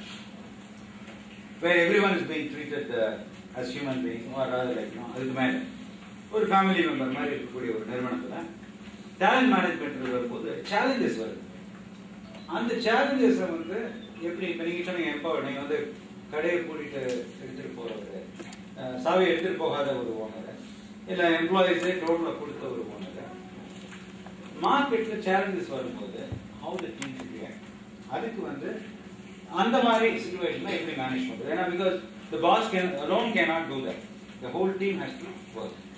அந்த மாதிரி சிச்சுவேஷன்ல எப்படி நிறுவனங்கள் இருக்க வேண்டும்? ஓகே, எனக்கு இந்த கொஸ்டின் மேல ஒரு கொஸ்டின் இருக்கு. நீங்க சொல்றது என்கிட்ட நிறைய லீடர்ஸ் இருக்காங்க, அதாவது ஒரு நிறுவனத்துல நிறைய லீடர்ஸ் இருக்காங்க, நிறைய லீடர்ஸ் உருவானதுனாலேயே அவங்களுக்குள்ள கிளாஷஸ் இருக்கு. இத டேலண்ட் மேனேஜ்மெண்ட்ங்கிற இடத்துல கேக்குறீங்களா, இல்ல நிறைய லீடர்ஸ் இருக்காங்க அவங்களே இன்னும் கொஞ்சம் அதிக இனிஷியேட்டிவ்ஸ் எடுத்து எல்லாமே அவங்களே ஹேண்டில் பண்றதுக்கு என்ன பண்ணணும்னு கேக்குறீங்க? பிளஸ் எக்ஸ்டர்னல் ஃபேக்டர்ஸ், இப்போ மார்க்கெட்ல ப்ரொவாய்ட் கேட்டகரி ஏன்னா மார்க்கெட்ல இருக்கக்கூடிய சிச்சுவேஷன் அதெல்லாம் வரும்போது இப்போ எல்லாமே it's being handle by employees as a team, as a team தான் இருக்கு. இப்போ அந்த நேரத்துல அந்த டேலண்ட் வந்து இன்னும் அதிகப்படியான சேலஞ்சஸை ஹேண்டில் பண்ணணும். அதை வந்து எப்படி நம்ம நிறுவனத்துக்கு கொண்டு வரணும்? ஓகே, நாங்க என்ன பண்றோம்னா, நாங்க எங்கெல்லாம் எங்களுடைய கன்சல்டன்சி இருக்கோ அங்க எல்லாருமே நாங்களே சேலஞ்சஸை கிரியேட் பண்ணிடுறோம். இப்போ நாங்கள் வெரி ஃபர்ஸ்ட் ப்ராஜெக்ட் நாங்கள் பண்ண நிறுவனத்தில் வந்து ஸ்டாஃபை வந்து ஒரு ஃப்ளோர்லேருந்து இன்னொரு ஃப்ளோர் ஷிஃப்ட் பண்ணால் அதை யாரும் அடாப்ட் பண்ணி அக்செப்ட் பண்ணிக்க மாட்டாங்க. ஒரு ஒர்க்கிங் பிளேஸ் அவங்களுக்கு ஒரு இடத்துல செட்டில் ஆகிட்டாங்க அப்படின்னு சொன்னால் அதை இடத்த மாற்றினாலே என்ன பண்ண மாட்டாங்க, அக்செப்ட் பண்ணிக்க மாட்டாங்க. நான் போய் ஒரு நிறுவனத்தில் என்ன பண்ணேன், ஒருத்தருக்கு கவுன்சிலிங் கொடுத்தா அவரோட பர்ஃபார்மன்ஸ் லெவல் எனக்கு சாட்டிஸ்ஃபேக்ஷனாக இல்லை, ஸோ அவர் பேசிக்லேருந்து வரட்டும் அப்படின்னு சொல்லிட்டு நீங்கள் கிரவுண்ட் ஃப்ளோரில் போய் ஒர்க் ஸ்டார்ட் பண்ணுங்க அப்படின்னு இறங்கி அப்படியே கடையை விட்டு வெளில போயிட்டாங்க. இறங்கி ஒர்க் எல்லாம் பண்ணல, அவங்க கோவப்படல, அழல, சோகமா நிக்கல, அப்படியே இறங்கி கடையை விட்டு வெளில போயிட்டாங்க. அப்ப வந்து ஒவ்வொரு லீடருக்கும் ஒரு சேலஞ்ச் இருக்கு. என்னன்னா சேஞ்ச் மேனேஜ்மெண்ட். ஒரு நிறுவனத்துல ஏதாவது ஒரு சேஞ்ச கொண்டு வரதா இருந்தா அதுக்கு எவ்வளவு கஷ்டப்படணும். சோ நாங்க என்ன பண்றோம் அப்படின்னா, லீடர்ஸ்க்கு வந்து சேஞ்ச் மேனேஜ்மெண்ட் ரிலேட்டடா நிறைய டாஸ்க் கொடுக்குறோம். உன் ஃப்ளோர்ல இருக்கிற எல்லாரையும் இடம் மாத்தணும், நீ தான் மாத்தணும். எப்படி செய்ய போறாங்க? கண்டிப்பா பாதிப்புகள் இருக்கும். ஒரு பெரிய நிறுவனத்துல நாங்க வந்து அவங்க எம்டிக்கே இந்த டாஸ்க் கொடுத்தோம். டோட்டல் லீடர்ஸையும் நாங்க வந்து ஷிஃப்ட் பண்ண போறோம். இத்தனை நாளா ஃபார் எக்ஸாம்பிள் ஜவுளி கடையை எடுத்துக்கலாம். ஒரு சில்க் செக்ஷன்ல ஒர்க் பண்ணிட்டு இருக்காரு அப்படின்னு சொன்னா அவரை தூக்கி மேட்சிங்ல போட போறோம். ஓரளவு இண்டஸ்ட்ரி தெரிஞ்சவங்களுக்கு தெரியும். சில்க் செக்ஷன்ல ஒர்க் பண்றோம்னா அவருக்கு கிட்டத்தட்ட எம்டிங்கிற ஃபீல்டு இருக்கும். ஏன்னா அந்த ஒரு டெக்ஸ்டைல் ஃபீல்டுல அந்த ஒரு பேக் போன் மாதிரி அந்த டிபார்ட்மெண்ட்டை அவங்க நினைச்சுக்குவாங்க. ஸோ அதுல வந்து அந்த மேனேஜரா இருக்கிறவர் அது 23 வருஷமா இருக்காரு அந்த நிறுவனத்துல.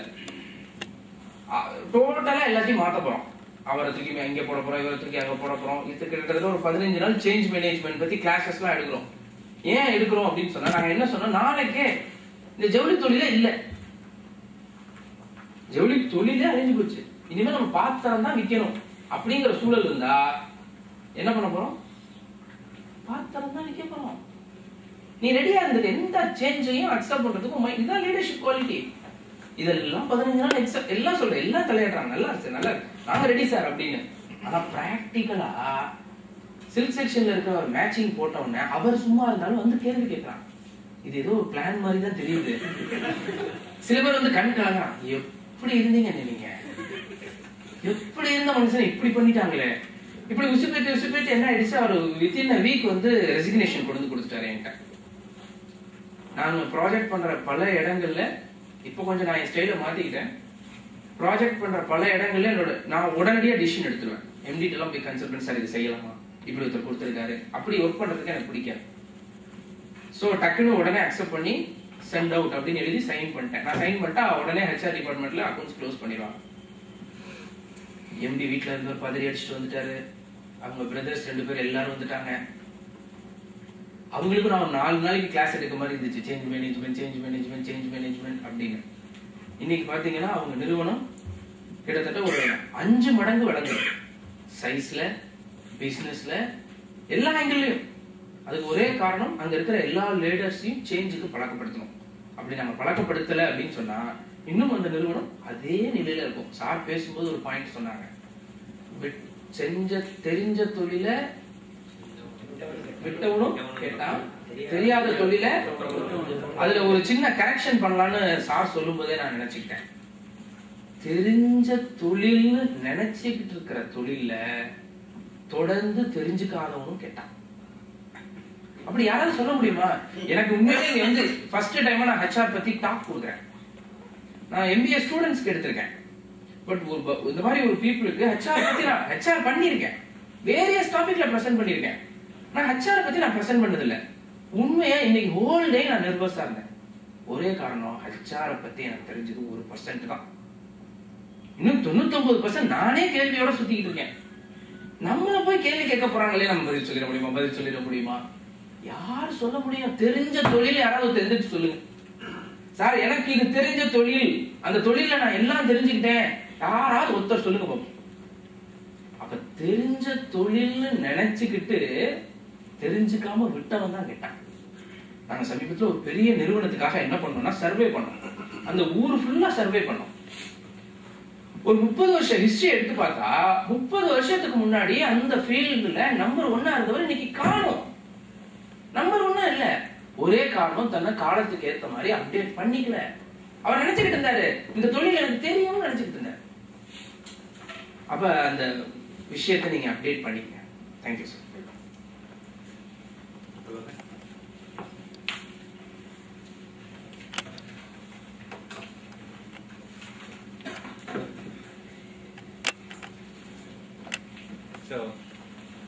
So it was a very absorbing session. So I'd like to thank Mr. Krishna Varadarajan for being with us today and deliberating on talent management. So அவருக்கு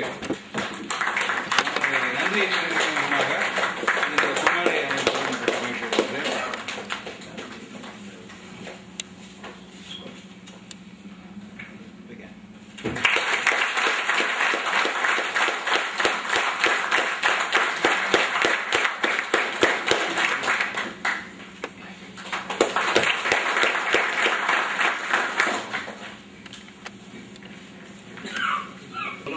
யோசிச்சுட்டே இருக்கும்போது எனக்கு இந்த லைன் காயின் ஆயிடுச்சு.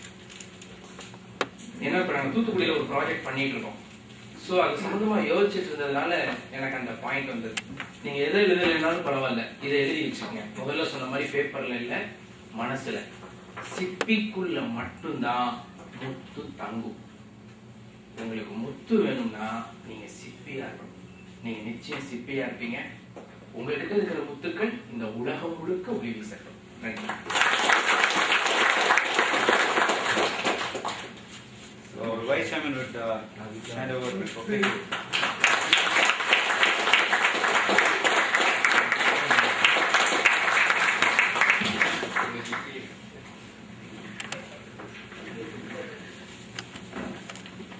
பேச வந்திருந்தாங்க. இப்போ நேரம் தான் இப்போ நம்ம கிருஷ்ணா வரலான் சார் வந்து பேசினாங்க.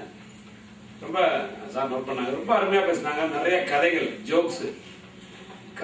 ஒரு 200 பேர் இருந்தாங்க. 250 பேர் சிரிச்சுட்டே இருந்தோம். கிட்டத்தட்ட ஒரு 3/4 மணி நேரம் சிரிச்சுட்டு தான் நீர்மோகன் சார் எடுத்து டாபிக் எடுத்து அவரும் பார்த்தீங்கன்னா 3 கதை சொன்னீங்க. சார் ஒரு நம்ம சார் 3 கதையை சேர்த்து அவரு அதை பற்றி பேசி அன்னைக்கு ஒரு நல்ல ஒரு 2.5-3 நாள் செக்ஷன் போச்சு. அன்னைக்கே முடிவெடுத்து நம்ம எஸ்ல வந்து சாரை கூப்பிடணும்னு. அதே மாதிரி ஜோக்ஸ் இருக்குன்னு பார்த்தா என்டையர் டிஃபரெண்டா இந்த ஒரு மீட்டிங் வந்து ஹெச்ஆர் பத்தி ரொம்ப அருமையா வந்து நமக்கு தேவையான விஷயங்கள் நிறைய வந்து இன்னைக்கு வந்து பகிர்ந்துட்டாங்க. ரொம்ப தூய தமிழ் எல்லாருக்கும் புரியுற விஷயத்துல வந்து ரொம்ப அருமையா இருக்கு இன்னைக்கு வந்து.